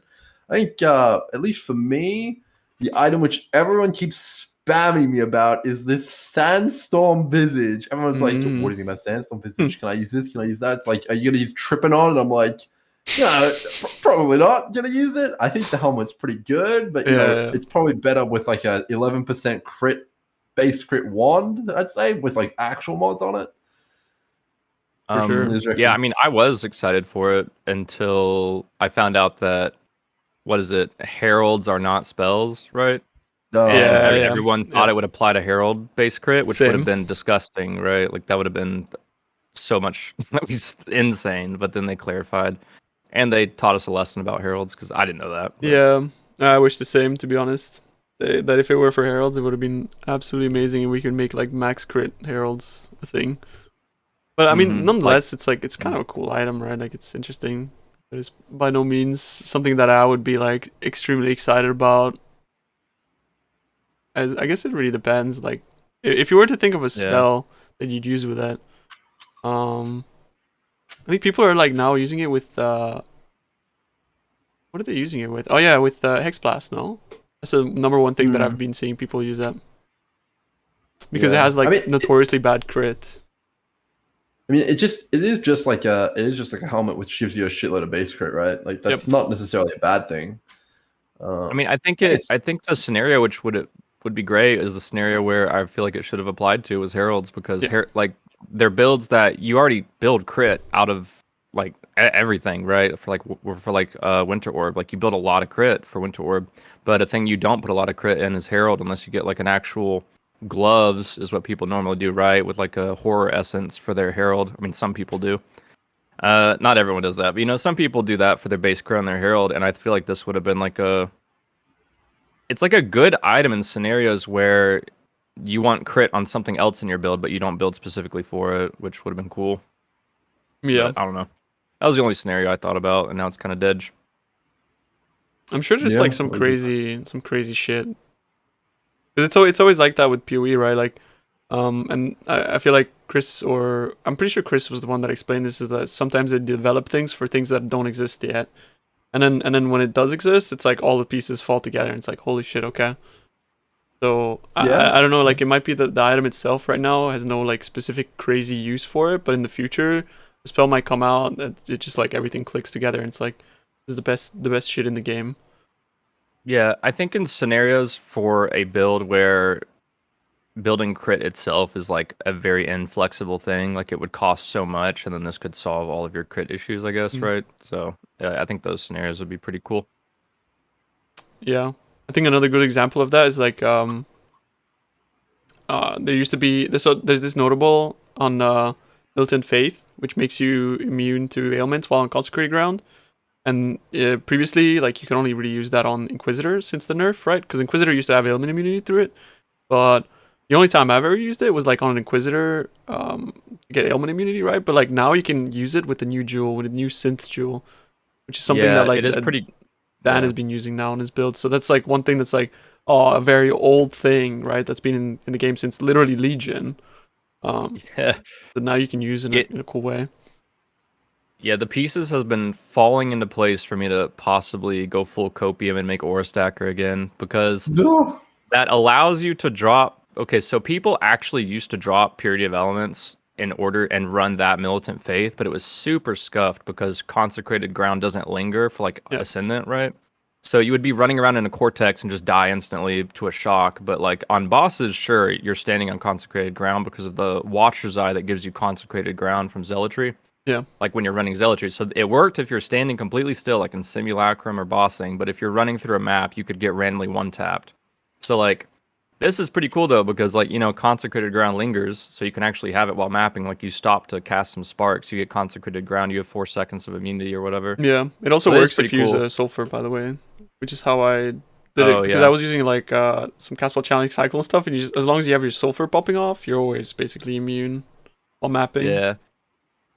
But that and the Sanctified Relic, because you can get +3 of a max res, like lightning or cold. If it falls into place and I drop one of those and put the jewel on, I might go full copium and then play Ore Stacker. But it would have to be a lot of pieces falling into place. Armor Stacker is good, but that's an Aura Stacker, but you don't like it. Oh no, I don't. I've seen some Spark and Quiz stackers on Pure Ninja. Like I don't like I particularly have never liked Ore stackers, but it looks like the build is pretty decent. Honestly, doesn't look that bad. Yeah, Holy, okay. It's a decent build, but it's not I a wouldn't Aura consider it an stacker. Aura Stacker. No. It's The number one it's, Aura Stacker hater says it's decent. Damn, dude, you know it's ready Well, like to play. it's like decent because like I can look at something objectively and say like it's decent, but subjectively I'd still say it's dog shit because of like my own personal bias and Yeah, how I like yes. builds. Also, the guy that calls Mage Blood dog shit. So And is currently using one as well. yep, exactly. It's like Inquisitor low life petrified blood Aura Stacker is currently like, imagine like you're playing an Aura Stacker that just randomly gets one tapped is kind of what it is. Like it's a really strong build, does an insane amount of damage, but it just dies. I mean, I don't want to be unfair. I'm like kind of biased because I hate the build, but it's I don't know. It's not like Aura Stacker to me. Like when I say full copium Aura Stacker, I mean going like CI. Building like somehow fitting in enough energy shield to be above like 5, like to not get just one tapped, and then run double nebulous and like like the golden days. But probably not gonna happen, dude. Yeah, Probably not gonna probably happen. not. Because melding got nerfed super hard. Like it's so hard to make up that on an Aura Stacker where you need to get 90 all res and fit in damage and survivability and energy shield. Like dealing with a melding nerf is pretty rough when you have so much max res to catch up on now. But with It'll the be new back. Sanctified Relic, time. though, you can get 3% back that it's taking away from like the 4, right? So it makes it a bit more doable. The way these things work is you'll eventually get enough power creep to come back that it'll be viable again. That's what happened with Tornado Shot. That shit was hot garbage for like a year and a half straight, and then It's true. finally Omni came out and Bo's got buffed a bit, and it's like yeah. I didn't realize how hard I was coping on Aura Stacker until Sentinel League. It was amazing. And then I was playing in Expedition League when you had to pay like a mirror per like 2 million DPS. I'm not even kidding. Yeah. And then Sentinel League, people were just blasting with like 250 mil DPS, like fucking like 40 mil Uber DPS, 60 mil Uber DPS on a build that literally had like 300,000 max hit. It's pretty great. But then they took that all away from us, so it's all gone. I think one thing when it comes to builds, like I got a list here actually of builds, and kind of looking at it, and a lot of the builds in the end game are the same. Like the only ones which I can pick out here, which look pretty new to me, is the new Impending Doom. Doomer. I haven't played it. Like I understand the general interaction. It's a little bit complicated. You have to like overwrite curses to blow the curses up and stuff like that. That's a fresh one, fresh out of the oven. We got Nimbus KB and all of its Nimbus variants, but I think KB is pretty widely accepted as the best Nimbus build with the exception of Spark. But okay, that's really just increasing its duration for the most part. And that's there's stuff like Hex Blast Mines, but okay, that's not necessarily S tier, right? That's pretty much all I've got on my list here. So one thing I wanted to say though is that I would say the main things which generate new builds is uniques, but also crafting. It just feels like it's in a pretty rough place right now.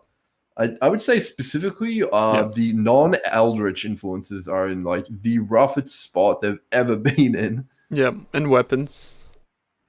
Aside for obviously fraction modifiers, but weapons is just it's just despair. Yeah. I think I don't know what do you have to say about that, Sushi? You're the big brain crafter here, but like I was trying to sit down because I'm planning out a BV build, right? I was planning to sit down. I was like, okay, what kind of Shaper Elder juice have we got going on? Because that's a build that really wants those items like Tailwind Elusive Boots, +1 Power Charge Helmet, Exploded Chest, but it's like you actually sit down to look at if those are possible, and it's just like no, unless you got like 40 divines, it's just like forget it.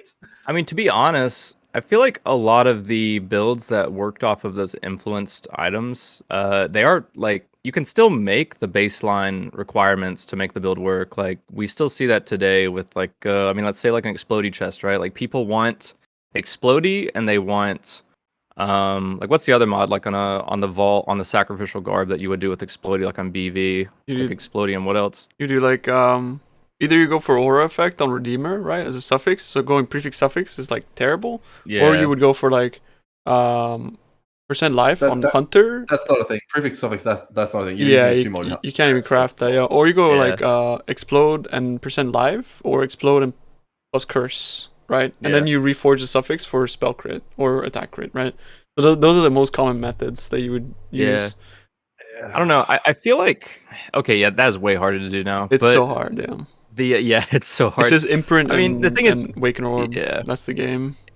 In Ritual League, it's imprints of like 5 divines. Yeah, thanks, Quiddy. I guess we go back to Ritual League where you would have like full agency over like a pretty insane chest. Like let's say for Winter Orb, you'd probably do like that the Explodey, you would do the Frenzy on hit, and you would be able to do like the whole pretty easily have like a Frenzy on hit, have like a flat spell crit, and you would have like an Explodey, and then you'd have your curse and life. And those are pretty cheap, but like if you're gonna buy a chest that has elevated flat crit, elevated explode, Frenzy on hit, additional curse, life. I mean, I haven't looked it up recently, but that's probably insanely expensive, right? But that doesn't exist, mate. Like, I mean, in reality, though, you could like these builds are still playable with like 2 of those mods, right? Like you could still play with just Explodey and just Aura Effect, or like just flat crit spell, and you could still play the builds. I mean, I think the main issue was that for the past like 2 leagues, these builds relied on just playing the game with Headhunter buffs.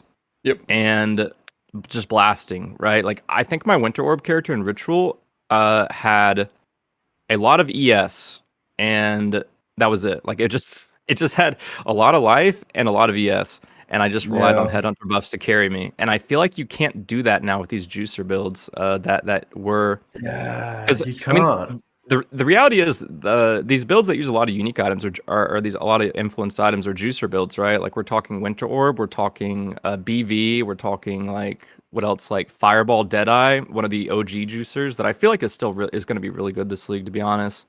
But EK Elementalist is a very Headhunter reliant build, I feel like, in juicing, but and Headhunter just doesn't give you.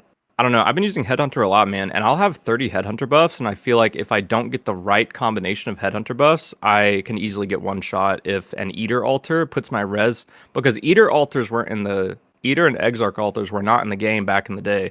If you go into a map with max res, like 75 all res was the OG res that we would have going into a 100% deli fractured map. We'd have 75 all res and maybe chaos res cap. No armor, no evasion was what I would do, like maybe 10k. But Headhunter would just take you to the moon. But now it's like, if you go in a map with that, you're going to click 3 Eldritch Altars. You're going to have minus 30% lightning res. And if you don't get saved by like a shrine, or you get the perfect combination of Headhunter buffs, which is what I'm doing now, actually. I'm doing Shrines and Headhunter. Like, I have to get those buffs. Like, if Headhunter does not give me an all-res buff, you're kind of screwed, because I'm just going to be sitting at 10% res now with 100% 50 fizz taken as lightning in my map. Because maps are harder now. Like we think that since Arch Nemesis is gone, maps are suddenly like they were in the old days. But in reality is we have altars now, dude. Altars are so hard. Yeah. They're insane. People don't get it. They don't not get it. It's not just that. It's not just that. Okay, so the amount of people who come to my chat and ask me that Headhunter, right? And I'm just like, yeah, man. You want me to be honest? It's garbage. It sucks. And I just spam the clown emojis at me, right? They're like, haha, this guy doesn't know. Puppy laugh. You know, Bella's comes in. It's like, you're an idiot. Headhunter is the best. But they just don't actually know the amount of stuff that's changed. Like, the altars is one thing. Like, you know, the amount of garbage modifiers in the Headhunter pool is another thing. Beyond is gone. Yeah. You've literally lost so many buffs and consistency from that. That's another thing.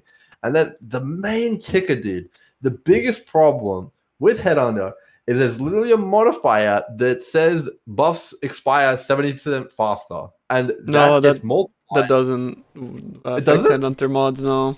Have you tested it? Yeah, well, yeah, of course. Okay. That doesn't affect. I mean, either way, though. The main kicker is that juice sucks. That's just as simple as it is. Are you sure? I mean, oh, man. Everyone says it. Yeah, I mean, dude, the thing is that 2 leagues ago, you could walk into a, what's it called, tropical island. You could have 75 all res and literally zero armor. Yeah. You could kill 3 packs of rares and you would have 100% pure fizz reduction and 90 all res. True. And In it's Ritual, like, and they would last a minute each, dude. Yeah, it was really good. You would feel like a god in maps. I go into a map now, I can have max res. I can have armor, I can have evasion, but if an altar fucking puts me down to 0 and minus 10, I hope to God that one of my 40 Headhunter buffs I get. I'm not even exaggerating, dude.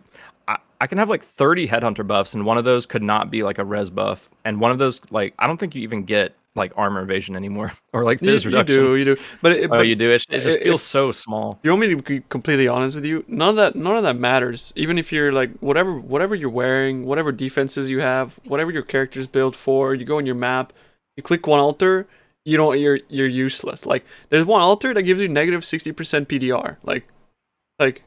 Yeah. Like, oh, I've built my Giga Chad character. You click that altar because we're in softcore. You want the quantity. You know, you want your quant. You click that, you have no PDR. It's just as simple as that. So it doesn't matter what you're wearing. It's just the game bricks your build. If you get like negative 60 fire and chaos res, and then you multiply that by 2, it's like negative 120 from one click. And then you get a circle around you that makes you deal nearby enemies deal 100% fizzes extra fire and fizzes extra chaos. Like, it's like, and like, yeah, I guess leading back originally to like the original thing with like the old influenced items, I feel like we can still make them you can get 2 good mods and craft a 3rd good mod, and like with investment get 3 good mods and craft life or something. But it's like, I feel like these builds that run a lot of influence items, they just don't get the defensive layers, or like, well, I mean, like we said, the altars take it away, but it's like you are literally a piece of paper on these builds now, right? And it's like these super juice builds that used to rely only on Headhunter buffs, and now it's like Mage Blood. It's like they're all relying on Mage Blood now, right? Because Eater gives you minus 80 lightning res. It's fine. I have a Topaz. I'm 200% res over capped or something, right? Exactly. It's like, you just how you deal with it now. I'm still not convinced about that buff thing. I'm literally looking at the modifier right now. But anyway, it's not a buff. It doesn't have like the green icon around it. It doesn't count as a buff. We call them Headhunter buffs, but they're not buffs. True. All right. Okay, that would make sense. All right. But yeah, just to kind of continue that point, I guess that's exactly what I was saying. So she like so often or not, you click one altar and you're like at like negative 30 res with Headhunter, because even with Headhunter, many of the Headhunter builds, they can't even get to the res cap because of the crafting nerfs. It's like you're running around and you're like relying on like a bismuth flask or something like that to even get res capped. It's crazy how rough it is. But yeah. Yeah, I mean, I don't know who would be able to do that, but like Elisha. Elisha is doing that. Yeah, man. Yeah, I don't know, man. I mean, sometimes altars, like if you get like 10 in a row, it can be really bad if you have like a 96%. Like if you get wandering and you have like 96% less recovery, as well as like 96% less aura effect, which like luckily Poison Spark can run literally every mod, so it's pretty cool. But I mean, it gets brutal sometimes with It's rough. Yeah. I mean, yeah, the 30% increase effect of modifiers is definitely pretty savage. I think back in Ritual, I think it was like 20 from the stones. I don't even know if it actually was. It's even The higher. Awakener bonus? It's even Awakener bonus used to be higher than what we have now. In a way, this new altar was a bit of a nerf. No, because like we could actually get maps that were completely immune to poison, and now we can only get to like 90% with Wandering Path. Yeah, it's like 80% in my maps right now. Avoid poison chance. It used to be 100%. It's pretty rough on the. It used to be, yeah. Like if you get like a 96% less curse effect with an 80% avoid poison, it is gonna be a long boss fight sometimes. It'll take a long time. Yeah, I mean, anyway, it doesn't matter what it was. It's pretty rough. Yeah, but the thing that's rough is like everything is now like piling on top of each other, right? Because it's like there's the modifiers, then on top of that there's like the new map mods, which are like insane, and then on top of that there's the altars, which is like, you know, in a way it's like we're getting power creep for our characters, so in turn the power creep for maps should also be there. But it feels like a lot of these things are like there's maybe, in my opinion, spiraling a little bit out of control. I mean, it definitely, in the end, from like a bird's eye view, like what it does is it does make the builds, the meta a bit less. I mean, obviously, we're talking about like juice maps, right? I guess like at the end of the day, we're talking about hard maps. If you're like doing scoured essences, memories, and T1 maps, you're not going to experience these issues. If you're doing like not 8 mod maps with like wandering path, doubling everything on your map, it's not going to be like that. I guess we are kind of talking about scenarios where you're at like the absolute pinnacle, but so it is a bit different. Content in PoE is a funnel, right? Yeah. And like, if the most profitable stuff is at the very, very bottom of the funnel, that means there's not many builds that can really do it, right? That was fractured mapping, right? Mm-hmm.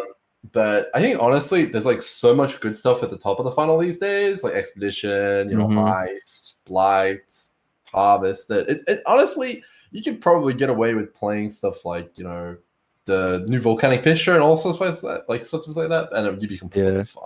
I mean, it's just like the blaster side of people that are in like the end of the funnel. Like they want it. Like they will not look at an alt. Like for me, like I see Quant, I click Quant, or I see Divine Altar, I click Divine Altar. There's not a single part of me that reads the actual downside, right? So it isn't like a. It's also in a way like the game is like in a way made you like that because your investment sort of depends on you clicking those things. Do you know what I mean? Because it's like so the market is pretty small. The price of things is dictated by people who buy the thing, like the materials, right, and can get the most out of it. Essentially, if you're not doing the things to get the most out of it, you're basically like you're at a loss, right, compared to those people. Therefore, you are not making as much return on investment as you should be, and the strat becomes not viable for you or your build. It's as simple as that. Like if we're talking about softcore, right? That's softcore trade. That's just the way it works. It's like you can't bypass like the economy in a way.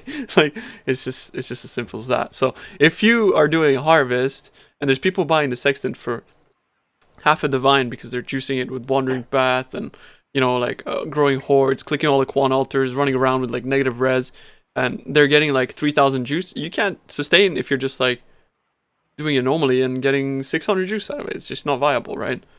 So yeah, I mean, it's like the keys to the content is locked behind increased difficulty, which is as it should be, but it's also that increased difficulty has become such a high barrier to entry for a lot of people and a lot of builds that it's at the point where it's slightly concerning.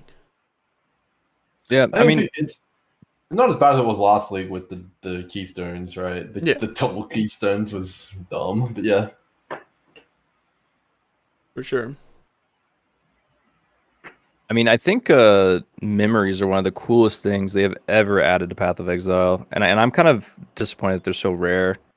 I feel like they're just kind of locked out from a large part of the community when it's not even just like the most rewarding content. It's like some of the most fun content in the entire game, in my opinion. Like harvest memories, for example, like just massive harvest plots with just tons of monsters. And it's just like, I don't know, it's some of the most fun I've had with harvest in general. But to be fair, I am like a harvest lover, but most people are never gonna do that because it's like 1.8 divines or something per memory. And you go tell someone that's kind of like not really used to juicing their like that's like isn't that like nearly a feared rotation investment or something at this point? Well, I guess a cortex is one divine, but still, like that is so much money compared to, I don't know, like back in the day, feared was considered like that is the highest investment, like kind of map that you can put in your device with all the stuff connected to it. And now we have memories where it's like essence memory 1.8 divines, harvest memory like 2 divines or something almost. It's interesting you say you like them so much, Sushi, because I actually like. Look, I have no problem with them being in the game. I think they're pretty cool, but I have like zero interest in them. I have run like one memory this league, and that's it. And the reason is basically what you said. It's like, like I like even going and looking at them at all, like investigating them at all, like just what I get fun of out of the game is like finding something cool and sharing it with people. There's just like no point because like I share it once and boom, it's already at equilibrium price because people just want to do it right. Exactly. It's completely worthless to me. The thing is, they're also balanced around doing a lot too. Like if you're gonna do essence memories, you need to do a lot because if you do one, you're gonna have just a bunch of shriekings and a bunch of wailings, and it's just gonna be just sitting like you have like 2 loathings total, right? And that's just annoying to sell. So I mean, they are balanced around doing a lot of them. Well, some of them. And I also think they suffer from the unique item problem where there's a bunch of just garbage uniques that should be hidden on your filter from day one of a league. Where memories, there's a bunch of garbage memories that they drop and it's like 2 chaos. They're just horrible. It's unfortunate. I don't really get that balance. Like how they're so rare, but they're so bad. I feel like sometimes they just develop these things to dilute the pool. Like, or I don't understand. Yeah, Eldritch implicits are the same too. There's a bunch of Eldritch implicits that are absolutely useless that you've never even looked at once and just rolled over immediately because like, have we tried the new memories? Like the Strongbox one or the Shrine one? Yeah, so like GGG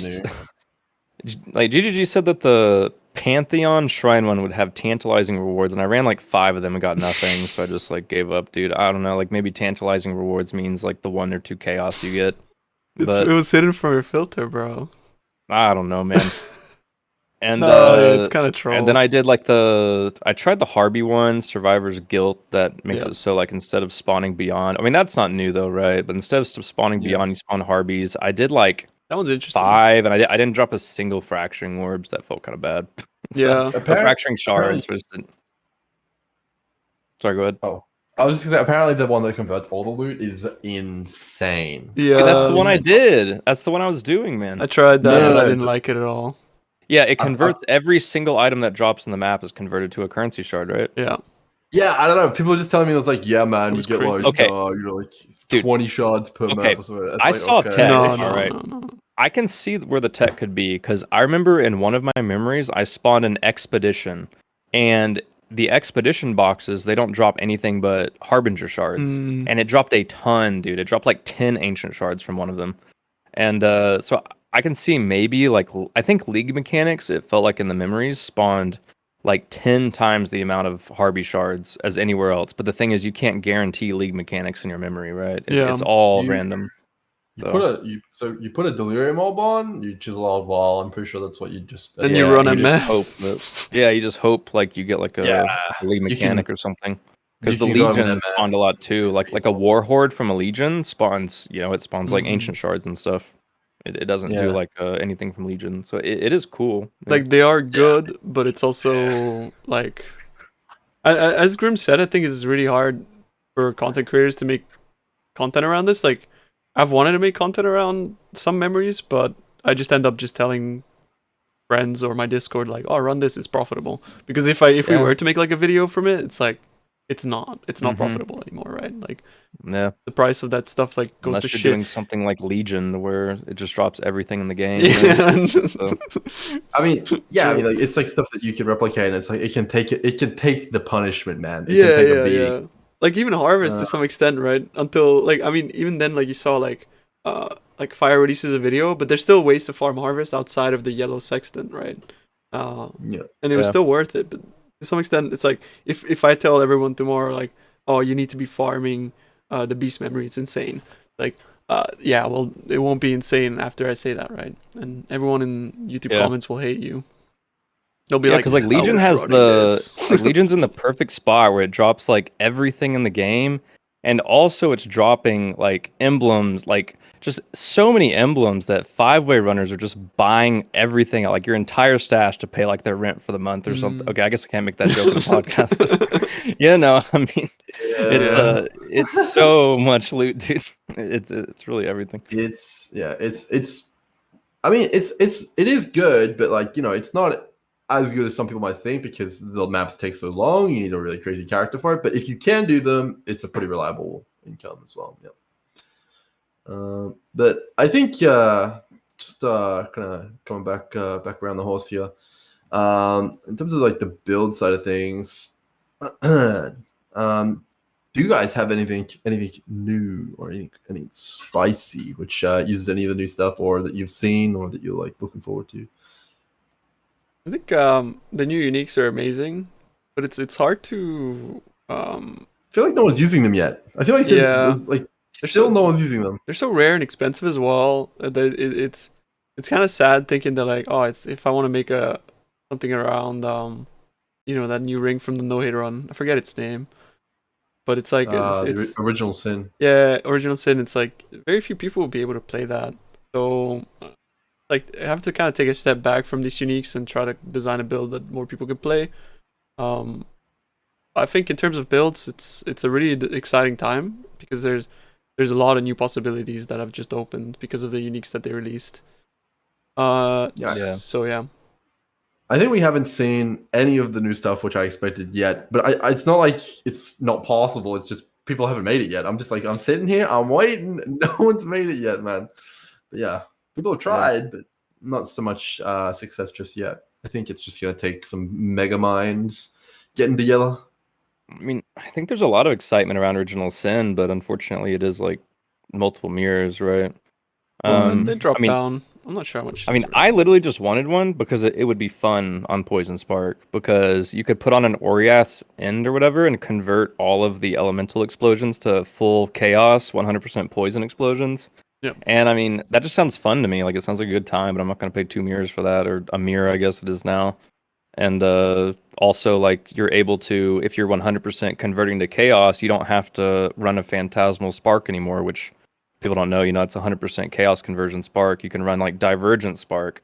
You can have a lot of extra projectiles with ashes, and also like, you get like the +3 spark enchant. Like, it's cool, but I mean, I'm not gonna pay like a mirror for that. I don't know. And but I feel like some people have really cool build ideas for it as well. I'm Yeah. not sure. Like someone said TS, like Fizz to Cold to Chaos TS, stuff like that. Yeah, I think there's a lot of stuff that you can do with that ring for sure. RAF Send is definitely very, very strong with it, absolutely, because you can obviously scale the poison off of the explosion, which is obviously nuts. Mm-hmm. What I thought about that ring is I haven't really heard many people talking about it, but this enables like Pathfinder to prolive explosions, which is like to me just absolutely insane, right? If you have like a Riot's End with Pathfinder prolive and Original Sin, it's like that's the most broken clearing mechanic the game has ever had. Also, Oriath's End is actually like extremely long duration, right? It's not like you're putting on like a dying sun. It's actually going to last like a pretty long. It's Like, it's up all especially if the you're time. as long as you're also playing Pathfinder, that's always going to be on. So yeah. You don't even have to play Pathfinder; it's always on. I'm using it right now for Delirium because it's actually pretty good in Delirium because got a bit of juice going there. It's just like perma up, like even when I get to the boss, it's always on. Like it's good. Yeah, that's something I would love to mess around with, just like prolifing, like elemental explosions on a Pathfinder. It's like holy, Yeah. so much I mean, fun. Yeah. I actually like how Progenesis, for me as like a softcore player, lets me clear up like a defensive layer. It feels like when it comes to hit defense. Like I actually dropped all my armor off my build just because, like, I mean, to be fair, altars like rip it all away anyway. Yep. And so like, but this Progenesis, it that you can't rip away the Progenesis effect, and it's like even if I don't build armor, I do have like that 25% from hits that It's I a don't really take, cool. and if you have enough recovery, you know, you can deal with that easily. It's like kind of like petrified blood in that way, right? It looks so cool as well. Like holy shit, the Oh art yeah, is I like do like it. wicked. They've done such a good job with it.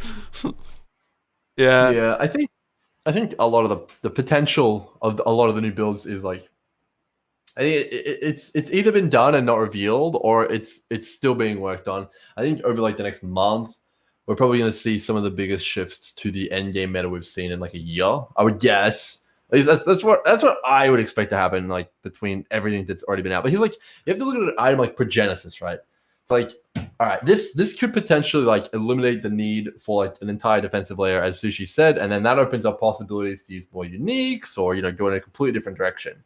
And then there's like the ring, like the original sin. It's like, okay, this is literally the antithesis of omniscience. You would never use this with omniscience, but everyone's playing omniscience characters right now. So it's like, okay, well, there needs to be a whole entire new construction of a character around this ring, which doesn't involve Omni. Like, okay, so now it's like, okay, what does that even look like? What skills work well with that? It's like, I think it's pretty exciting, but it's probably gonna take a little bit. Yeah. Yeah, I mean, I feel like we have a lot of limited flexibility too in some cases, in the sense that if you want to convert spells like lightning spells to cold, you have to have like Call of the Brotherhood, right? Like it's just you are really locked into that. Like even builds that go past like for example Spark Inquisitor, like you still, or Stormbrand, you still run like one Call of the Brotherhood at the minimum, because it is like the only access to that. So I don't know. I feel like there's like some inflexibility there, because this ring could be pretty insane if because the thing is, it's a ring, right? So like the first thing is, it's like, oh man, some like spells that you could do some like double dipping or like some triple dipping and stuff like that. But the thing is, Oh, Oh, did we lose him? we The lost snow. him. His cables froze, dude. He was about to talk about the double dipping interaction. Oh with no, Cole. they took him out, dude. Took him out, man. It's too powerful. Oh man. Such a good thought, though. is it destroying one of your Call of the Brotherhoods? Oh. But so yeah, I feel like they need to provide more access to conversion for that. For something like this, I really wish there would be more access to conversion. You For cut out there specifically for a spells. bit. I mean, the thing is, the ring is all elemental damage, right? So we're looking at attacks, and I mean, there's so much access to conversion with physical, right? Because you have gloves. Oh shoot, my internet went up. Yeah, it went out No, and it went back. He went like fast forward and then it finished the sentence. That was really weird. Are you Sushi? Hello? What is Damn, happening? dude. I think it's like mega delayed. Did it He's, buffer like, in the it? future right now. What the hell? Yeah. I think we got everything which he said, and then like the internet cut out. It's crazy. What the fuck? He'll be It's back soon. pre-recorded, dude. Oh my gosh, pre-recorded. Holy shit. All right, let me ask you about Vol Venom Gyre, Tina. What do you Yep. think about Vol Venom Gyre? The Is it stream is completely scuffed at the moment. Vol Venom Gyre, like I think Vol Venom Gyre is like, it's cool, but like, well, it's like, it's really cool, the but it's a replacement for Vol Lightning skill, Strike? right? Oh, So like Well, you you click don't- it and you have fun for a bit, but then that's it. so you don't think that Venom Gyre is on the level of Lightning Strike? Just like as a No, package? no, especially No. not since Snipe Blade is like dead good. Like the thing about Venom Jar is like it's a fantastic skill for clearing, and I think it was always better than Lightning Strike for clearing. But I think it suffers quite a bit with some of its single target and also some of its quality of life. And now that it lost Nightblade, it's like it's not something that I'd be too interested in exploring. But I feel like the Valve version is really cool. It's really, really cool. But it's not enough to want to play it, I think, for me, personally.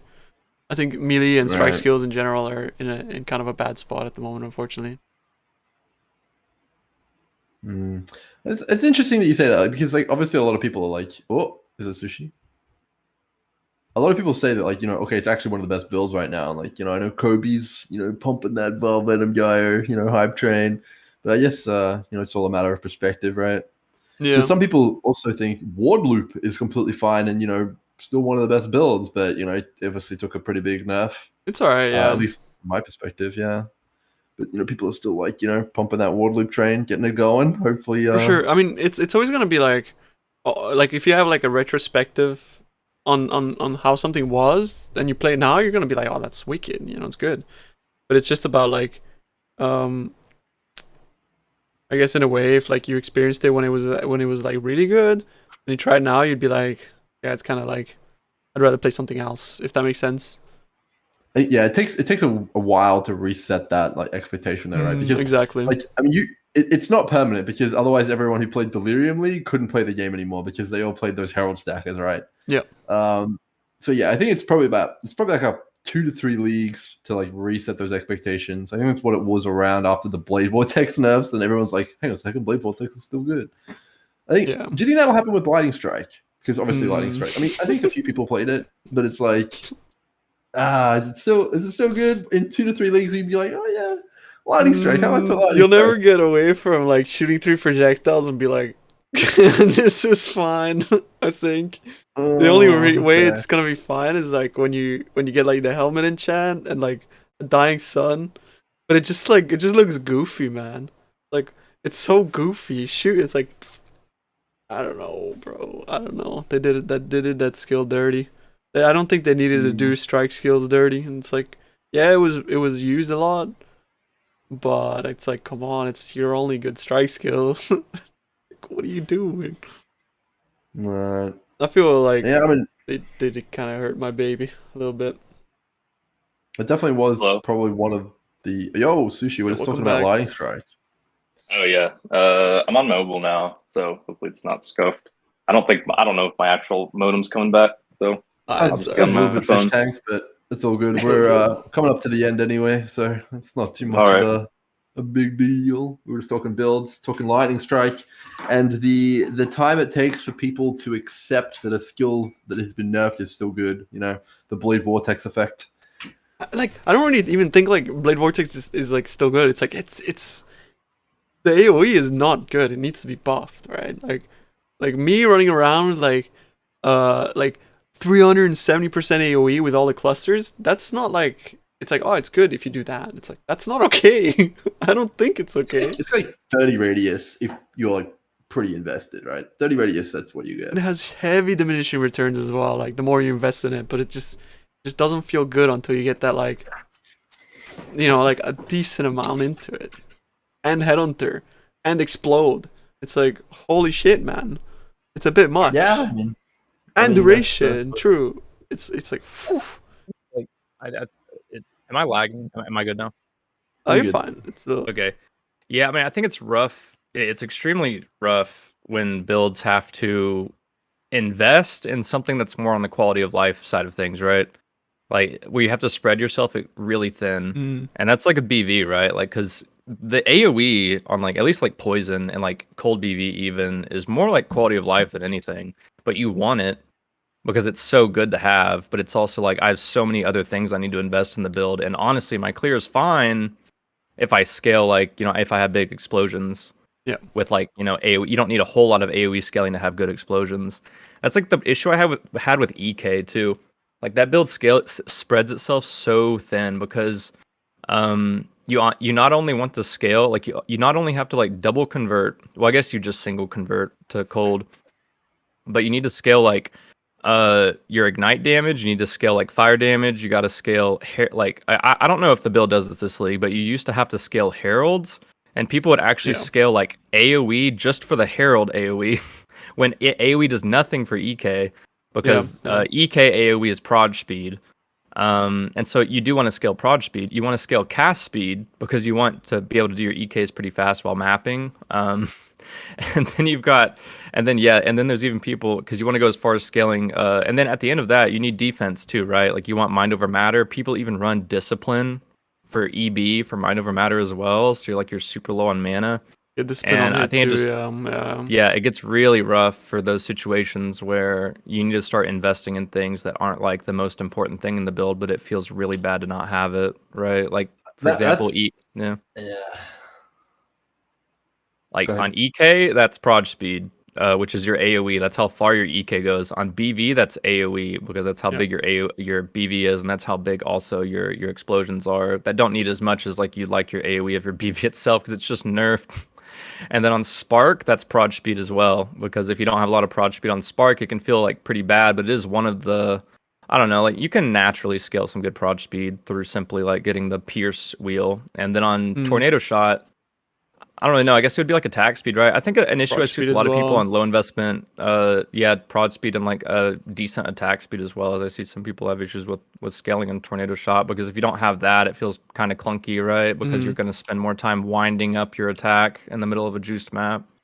Arrows as well. Projectiles. Projectiles, Is the main thing yeah. with Toughest TS. thing. Like, if yeah. you have like Yeah, you got like 6 projectiles, oh man, it's like terrible, man. That skill yeah. sucks.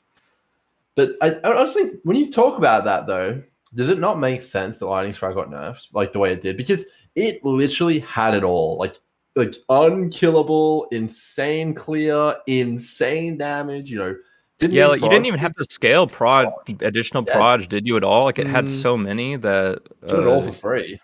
like you would get the enchant, I think, right? Or for like maybe 2 more or something like that. But even if without the enchant, you were just blasting. And Yeah, so well, so you had the it downside kind of of got being bored. like a melee build with not the greatest clear, right? But at the expense of obviously your character being defensively more like better and having better recovery.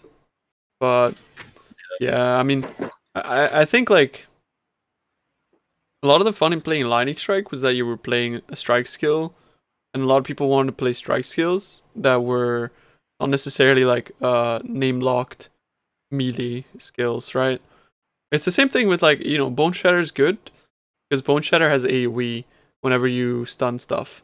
And that's what makes it good. But like if every melee skill then has no secondary component and it just becomes like, I don't know, like dual strike something, then Yeah. none of them are gonna be good. And unfortunately most of them are like that. And I think Lightning Strike kind of like was good because it sort of stepped out of that. It had a secondary component which was half of the damage that you would deal with your strike.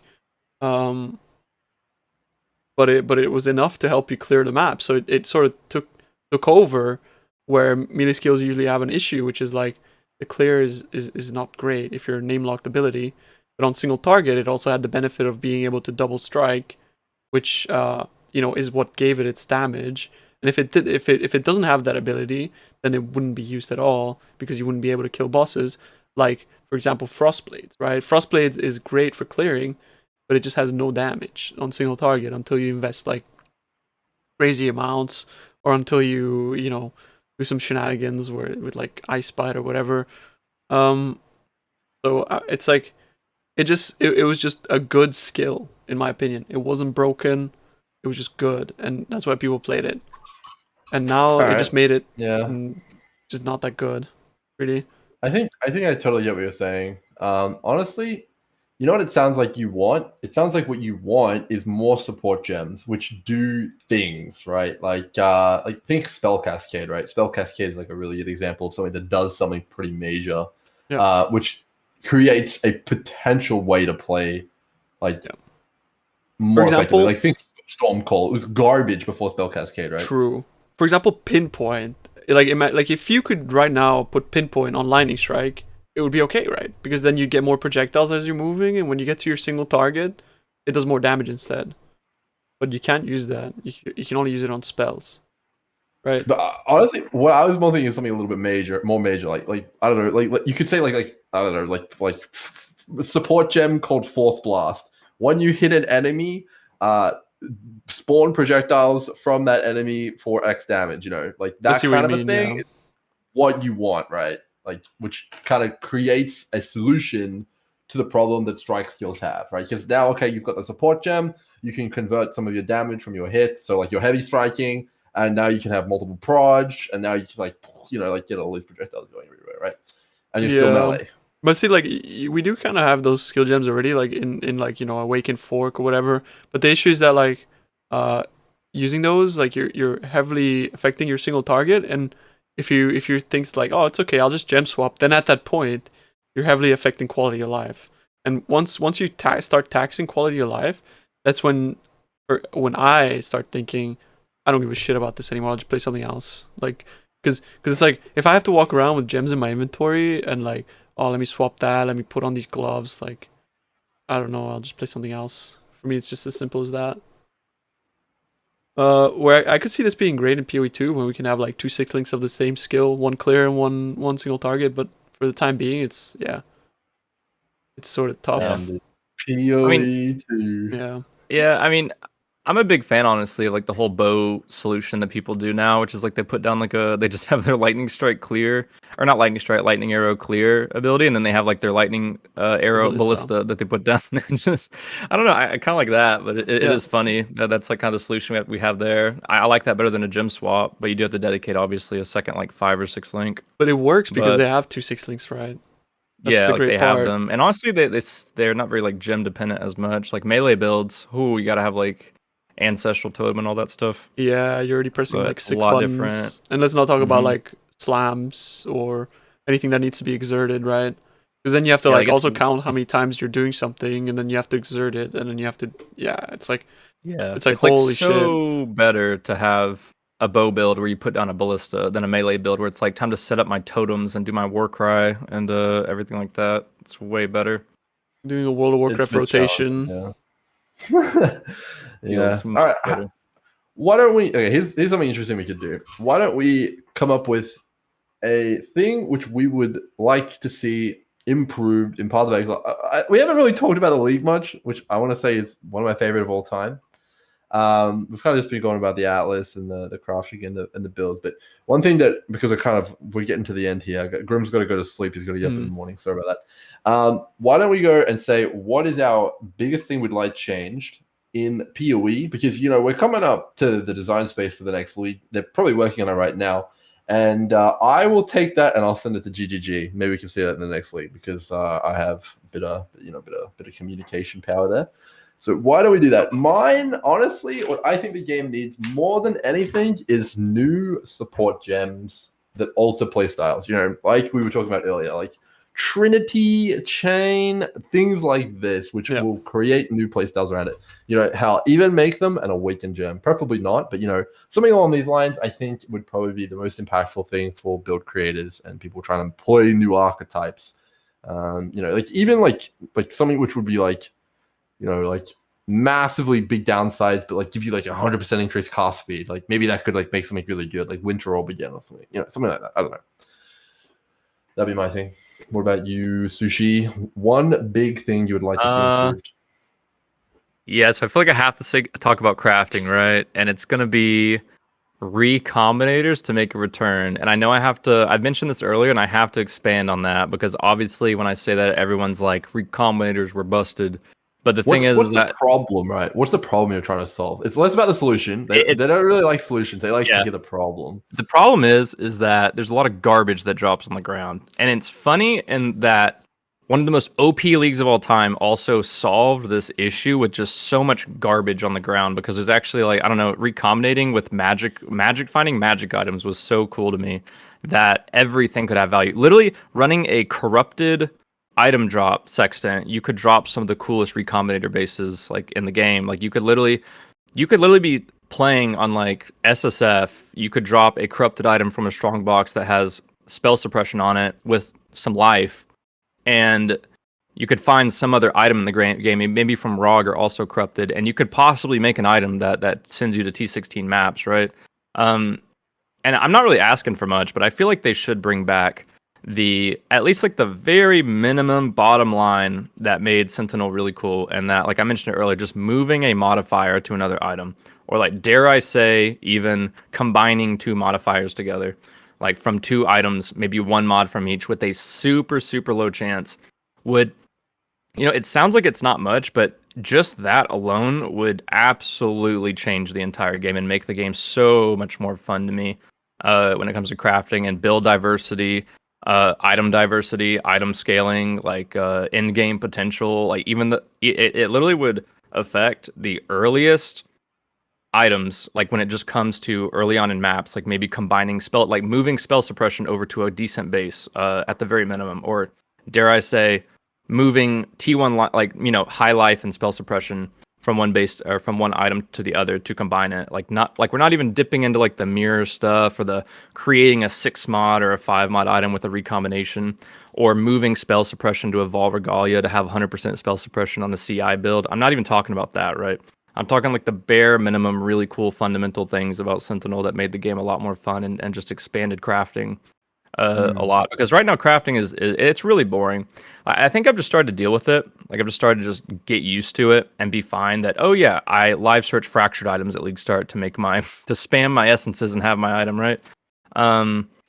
And then go through the absolute agony of Eldritch crafting when it comes to Eldritch slamming. Like right now, I've just gotten used to what I see crafted be very boring now. But I feel like it'd be okay. I guess bottom line, I feel like it'd be a complete waste to just toss everything from Sentinel away and not take anything from it, right? Like not even a scrap of how amazing that mechanic was. So okay, just so we're clear, the way GGG generally works is you say, I want Harbingers to not suck, make them drop Divine Shards. And then they take the Fracture modifier away from Harvest and create the Fracture Orb. That's the kind of stuff they do, right? So without straight up asking for Sentinel, it sounds like what you're looking for is an alternative way to craft that utilizes some of the items that drop on the ground. Would that be about right?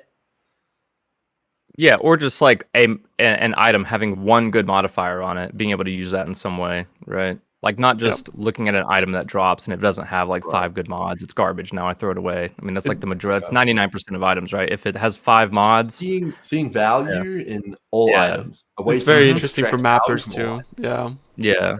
I love that as a mapper myself. Like I didn't really I did craft my own stuff because like I had like quad tabs of just like like an item that has like suppression and dex, and then you have another item with 2 good mods, and you just like smash them together. That's cool as. Like as a mapper, that adds so much value to like looking for things, and as a crafter, that also adds value. So I think that helps put like both worlds.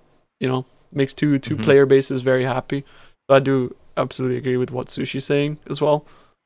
I would just love for them to add more stuff to integrate crafting into general gameplay, I think. Yeah. I think they, just before you go to, I think they pretty much nailed making the league mechanic doable this league though. Like that was probably like my biggest thing, which I was always like, this sucks because I don't want to do it. This sucks because I don't want to do it. Like Calandra was like terrible for that because you just looked at the rewards and like useless. Right, but now with Sanctum, you actually want to do the mechanic. Sanctum's great, even if it had no rewards. It's so good. We don't even need to talk about Sanctum because we all know it's so good. Don't even worry about it. It's just that good, man. It's a very personal experience as well. Like it's not something you would go and look up a guide for necessarily because your build is going to interact with it very differently anyway, and it's kind of like a personal thing, right? Yep. It's like I feel like the number one complaint about Sanctum is like, I want to do more, basically. Yeah. Right. It's like delve again. Also, store 32, dude. Store 32. Store 32. Yeah, I think it's just 8 is pretty. With the meta being a lot of maps per hour is what you want to pump, and it's so easy to pump a lot of maps per hour. It's not even like super sweaty to do that. Like it's just fun to just blast nonstop with how much natural chance we have now. I don't know. I feel like 8 fills up way too fast, and it's kind of interruptive to gameplay in general. But if you're spamming it, I feel like at the same time, it doesn't fill up fast enough because you just want to do more. Like that's how I felt when I was boss rushing. I was like, oh man, I gotta do 8 maps now. And they went fast, but it was like not fast enough because it's just so good. It's like a lot of fun when you're doing it. Sure. What about you, Tuna? What's your one thing right now, even though the game is really good, that you would like to see improved? I think always do better. I think juicing is like in a really really sad state at the moment, where there's what's the problem? So the problem is, it's hard to describe, right? But like we had very specific ways to juice in the past that synergize very well with like certain types of builds, and especially also Headhunter, which sort of like you were making good profit, but at the same time it was like almost like it was good, very nice feedback between your character, your belt, and your investment, right? And it was like sort of like linear scaling, right? It was like linear scaling. Like you add more monsters to your map, you get more Headhunter buffs, you get more loot, and that was a very very nice like a trifecta of synergy that was just like pure bliss, and it just feels like we've just completely lost that, and it makes me really sad because I want to invest more in my maps and be rewarded for it, but I also want my character to scale with that, and at the moment it just doesn't feel that great. It's like it's hard to really quantify or like explain what beyond juicing felt like. It's just like now you try that and it just does not feel good. Right. Yeah. I mean, I don't think with the way the belt currently is that you'll ever get that back. There isn't that speed equals more power kind of power curve that you used to have, because like the headhunter was like, it was like, okay, so you're slaying monsters, which makes your character faster, which allows you to get more buffs, which makes your character faster, which gets more buffs, which makes your character faster. And it's like an infinite loop, and that's how you get the 200-300 buffs, and you're just like literally afoot on the screen. That'll never come back because of the way that Arc Nemesis is, right? That's never ever going to be in the game again, unless they add an item that emulates that playstyle. So are you asking for the item, or are you asking for the rewards that you were getting from those maps? Because the thing is, like, the rewards now, there's plenty of rewards that you can actually achieve, but they're not tied to monsters. And the funny thing is that, like, as much as I didn't like the goblins last league, the goblins heavily rewarded you for juicing, right? And that in itself, even though Headhunter was like bad last league as well, that in itself motivated us enough to to put a ridiculous amount of juice in our maps that we would have never done so otherwise, to be able to spawn more of those. But now that they're gone, there's no reason to do that outside of like farming pack size, because the pack size is tied to the rewards that you would get from the monsters. Like, for example, now we want to scale pack size because a harvest gives more juice, right? And that's a flat reward. We want to scale pack size because if we do click an altar that gives us sextants, there's more of those monsters to give us sextants, so more sextants drop, right? But it was never quite so binary. It was more like it was more like you're juicing the map, right? You're not juicing the flat rewards in a way. And it was also good with like divine orbs in a way, because like you add more monsters, you get more divine orbs in the past, right? Like we used to farm 6-links, so there was like an investment and return ratio that doesn't exist anymore. When it comes to like just adding mobs in your map and blasting with Headhunter, right? Okay, so right. I mean, I feel like your problem is like multifaceted, right? Like, yeah, it is. Like it's very complicated. if you're looking at the reward side of things, it's like, okay, you can get some pretty good rewards, and it's like pretty rewarding. I think like some of the mapping strategies right now, like your life force thing, it's like that's way more profitable than a lot of stuff you can do in the past, right? But at the same time, it's not delirium mirror 6-link farming, right? Like, but I mean, like, yeah, that's a tough one, man. It's a tough one. I think, yeah, I mean, you're not really rewarded for maxing out that juice, right? So you're saying it's just not, but that's not necessarily. Like, you're no longer killing monsters, right? Like the monsters, as I always say now, like monsters are just fodder. Like it's like you used to kill an alva, and you come out of your alva, and like shit could drop, and you're waiting for shit to drop. You're like, but that is not really a thing anymore. It just doesn't feel like that's a thing anymore, right? But then it's why getting all those apothecaries, man. So I don't know. Right, but specifically, I mean, you get it from strong boxes now. I mean, it's you get strong boxes with 5 to 600% quantity. Like you just juice it to the max, and those are where your apothecaries come from. Although, well, I can't say that for sure. That's like the thing I say the most times. But honestly, like my first apothecary came from a domination shrine monster. Right. My second one came from a domination shrine monster. My third one came from a Harby rare. And then, but I think that's just absurdly rare, because most of the time they come from the 600% strong box, where you have like a 300% quantity maps. You got like a 900% quant strong box, right? Like those monsters are great. Yeah, when you put 900% quantity on them. But that's also like the final thing that is left in a way, is like the apothecary, right? Which is the only thing that now kind of enables you to be able to invest so much into your maps, because the payout is so big. But it used to be that you could do that with like the scout card on Tropical Island, and it was worth doing, right? Yeah, that is something I miss, because you wouldn't even MF that usually. You would just be doing a map like normal. You'd be doing a deli mirror, and then the scouts would just be a great thing on the side that would help I don't know. Yeah, and you just don't. Yeah, you don't get excited at all about that anymore. It's like 7 more of these. I get what? Like what is it? Like 3 exalts or something. Yeah. But yeah.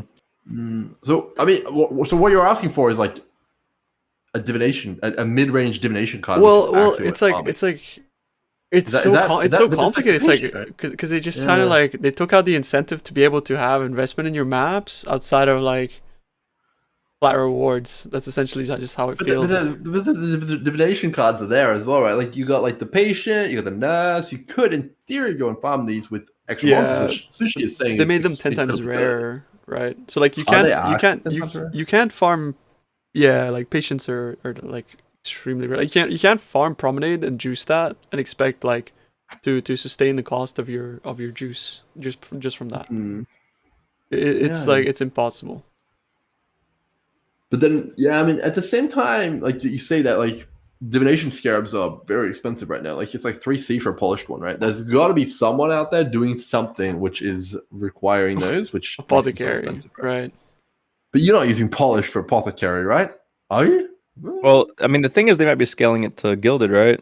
Like, because upgrading That's also a thing. people, because there's a lot of essence flippers. When I'm buying gilded scarabs, they have hundreds upon hundreds, and I don't think they're just sitting in simulacrum. I think they're possibly like doing some kind Flipping of, them. I don't know, that maybe they like. I can't see that being profitable though. That's got to be like a bot doing that, to be honest. Like it's got to be bots buying them up, and because I mean, even if there's like a slight profit margin, you bet there's going to be like hundreds of bots buying up every like rusted scarab in sight to upgrade to gilded if there's like a profit margin there or something for some of them, or just re-rolling with harvest life force stuff like that to gilded once they. Because I mean, like you think of it like rusted torment to gilded, then you re-roll gilded torment to div, stuff like that. So I don't know, could be different.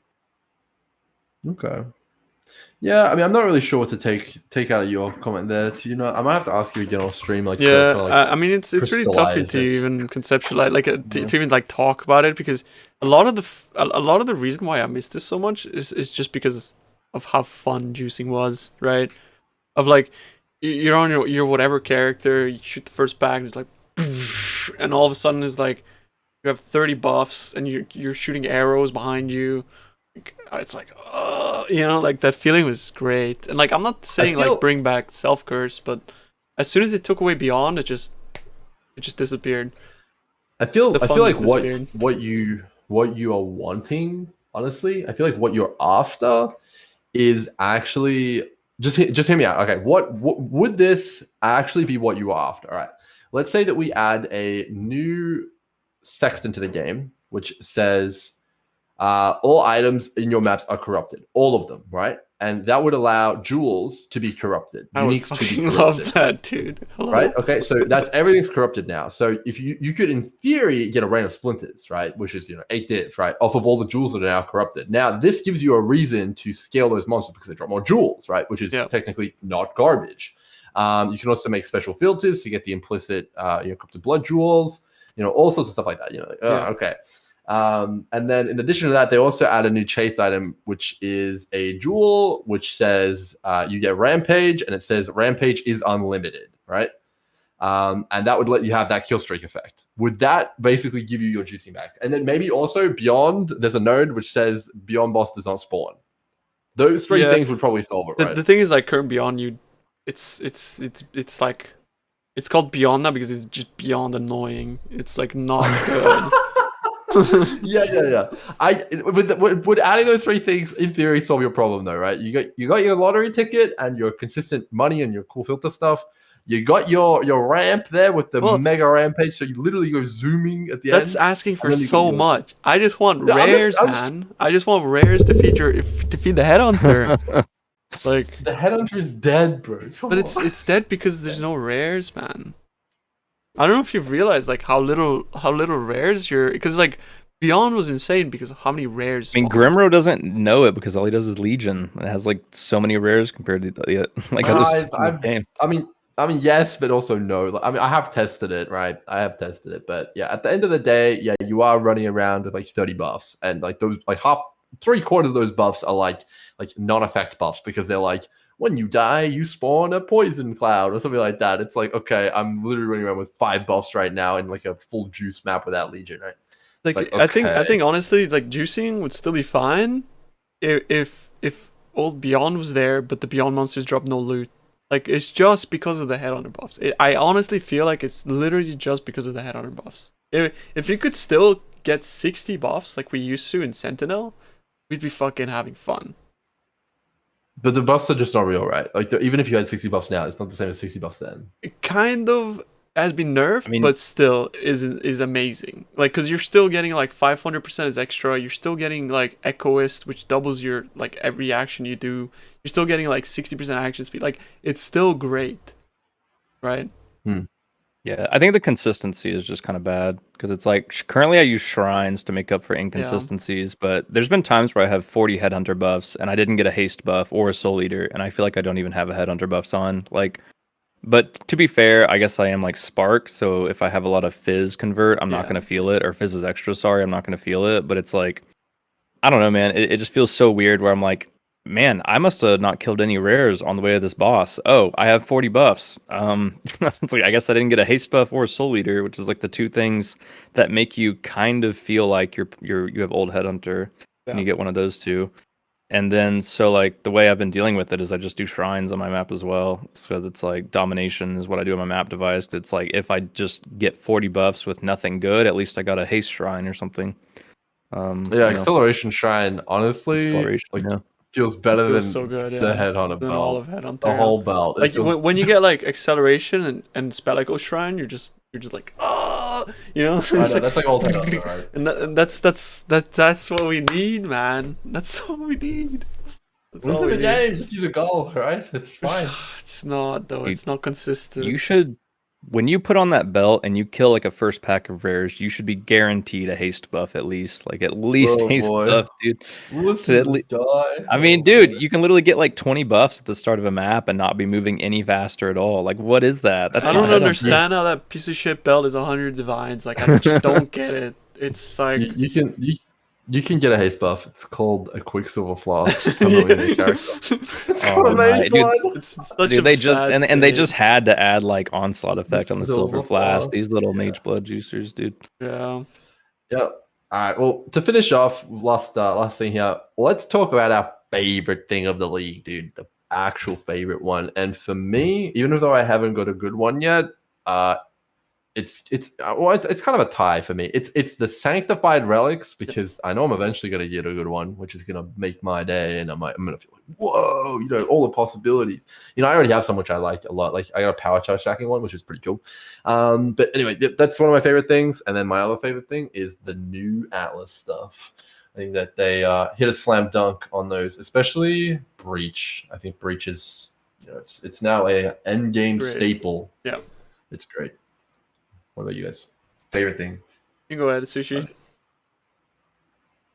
What's the question? Favorite thing about the league so far? Yeah. You're the bestest thing. I mean, this is one of the first times I've left my hideout to do maps, so I mean, it's pretty awesome, honestly. Like, I don't know, dude, it's fun. I mean, I talk shit so much about like Headhunter and stuff, but I'm still blasting maps. Yeah. Like, I did like 200 maps today, dude. I mean, it's fun. I mean, I do like it. It is a lot of fun. I'll give it that. Is it the Altars or is it the Atlas? Which one? Dude, it's the fact that Arch Nemesis doesn't feel so. I don't know. Like, I tried juicing last league, and my maps felt super empty, and I felt like the only monsters in the map were really juiced up Arch Nemesis mobs. It was very boring, in my opinion. Maybe, to be fair, I didn't do a lot of maps last league, though. That's like one of the main reasons why, is because I put on a Headhunter, made of like a 200 Divine EK build, went into like a high investment Promenade, and I did not even feel like I was like, because I put Beyond, like it, I don't know, dude. Beyond used to feel a super juice map just by having Beyond in it, right? You had so many rares and stuff, but nowadays, I don't know. Maybe it's the growing hordes keystone, or maybe it's just that you can get so much pack size in your maps now for pretty low investment. Yeah. But the maps feel really packed to me now. Like, it feels like a lot of fun. The altars, there's honestly a lot of altars now, which they do scale with pack size, right? So if you're using like growing hordes or something, you're going to get more altars, you're going to get more eldritch monsters and stuff. And I just like the variety of altar choices. And I mean, to be honest, it is the Divine Orb RNG, dude. I don't know, just like riding on the copium shipment that someday I'll get a Divine Orb altar. I've done 1,400 maps without one, but someday it drives me to pump. Good stuff, dude. What about you, Tuna? Let's finish this off, man. Let's see what we got. Yeah. So for me, has to be like Sanctified Relics. Has to be the league mechanic for sure. I really like it. I think you know, I really look forward to getting the relics and then doing the runs and things like that. But at the end of the day, it's just gonna be the excitement of making builds with the new uniques and blasting maps. I just really like mapping. I just have like when I'm streaming, I just nonstop just want to put a map in and run it. So just that feeling is a good feeling, you know. Can't wait to see what builds you're gonna make with these new uniques, man. I got my pen and paper ready. I hope I hope I can come up with something soon. It's fun. It has to be like tailored to the content. That's the hardest part, right? That's the hardest part because I have to think of a build and it's like, okay, but is it good in Sanctum? And that to me right now is my biggest block. It's like writer's block kind of. But yeah, we'll get there. Good stuff. Well, I think it's been a dense Blastcast, man. We didn't even get time to really dive into the Sanctum stuff. Maybe next time, but yeah, that was good stuff. Dude. Yeah, we didn't even talk about those real unique relics or anything like that. I mean, to be fair, like Ritual League was one of the best leagues of all time, and who actually talked about the actual, I don't know, ritual altars, dude. It's kind of like the what's around the league. But the difference is ritual altars sucked. This mechanic is insane. Like, let's be honest. I don't know, dude. Grimro, never mind. Dude was pumping up those ritual altars. Oh, man. I mean, you can get like 15C profit per map, man. I did that. Yeah, man. Oh man. I mean, I mean, the real fun was Harvest. It was basically Harvest League, the sequel. But I think this one is definitely not one to miss because of the Sanctum. It's by the sounds of things, it won't be coming back. So you know, this is the league to play if you want to play it. You know, one of the best leagues in recent times for sure. Yeah, for sure. Honestly, I think we didn't mention it, but one of the things I'm looking forward to the most is the more hardcore, like skill-based players, I'll say, because I'm terrible at the game, even though I do make currency. But it is cool to see like Jung Rowan and like Huwu and some of the other hardcore players like going for these no-hit builds to try to see who can compete to get like these original sin drops, like who can get the most or like not fail. That relic does not exist. It's so annoying. That's the hard part. It's like 256 maps on average, but I mean it is really sick seeing like these like skill based, like these people that are more focused on like the competitive aspect of PoE, like skill based competitive aspect, trying to like see who can, you know, grind these like original sin drops and stuff. Yeah, I think it's just a really great example of a brilliantly designed league mechanic. Honestly, like you're basically engaging the entire community on like so many different levels. It's fantastic. Yeah, good stuff. I guess we'll wrap it up there since stream's gotta go. Yo, Spicysushi, thank you so much for coming. If you guys don't know Spicysushi, I literally messaged him like an hour before the podcast to come on, so bless. Thank you. Love you. Yeah, I am a bit half asleep right now, so if I rambled a bit, it was because I'm half asleep. Sorry about that. Don't worry about it. I am too, dude. So I think it's still pretty fun. It's still pretty fun. Yep. Yeah, it was great. Yeah. And thank you so much, Grim, once again for, you know, coming on, hosting, and chilling, and chatting as well. And thank you, chat, for chilling as well. I really appreciate it. Stuff. Thanks, boys. I gotta go to bed, man. But yeah, I'll see you guys later. Have a good night, man. And I won't hold you up either. Sushi, have a good one, bro. Fun. Night, see you later, guys. Peace. Bye.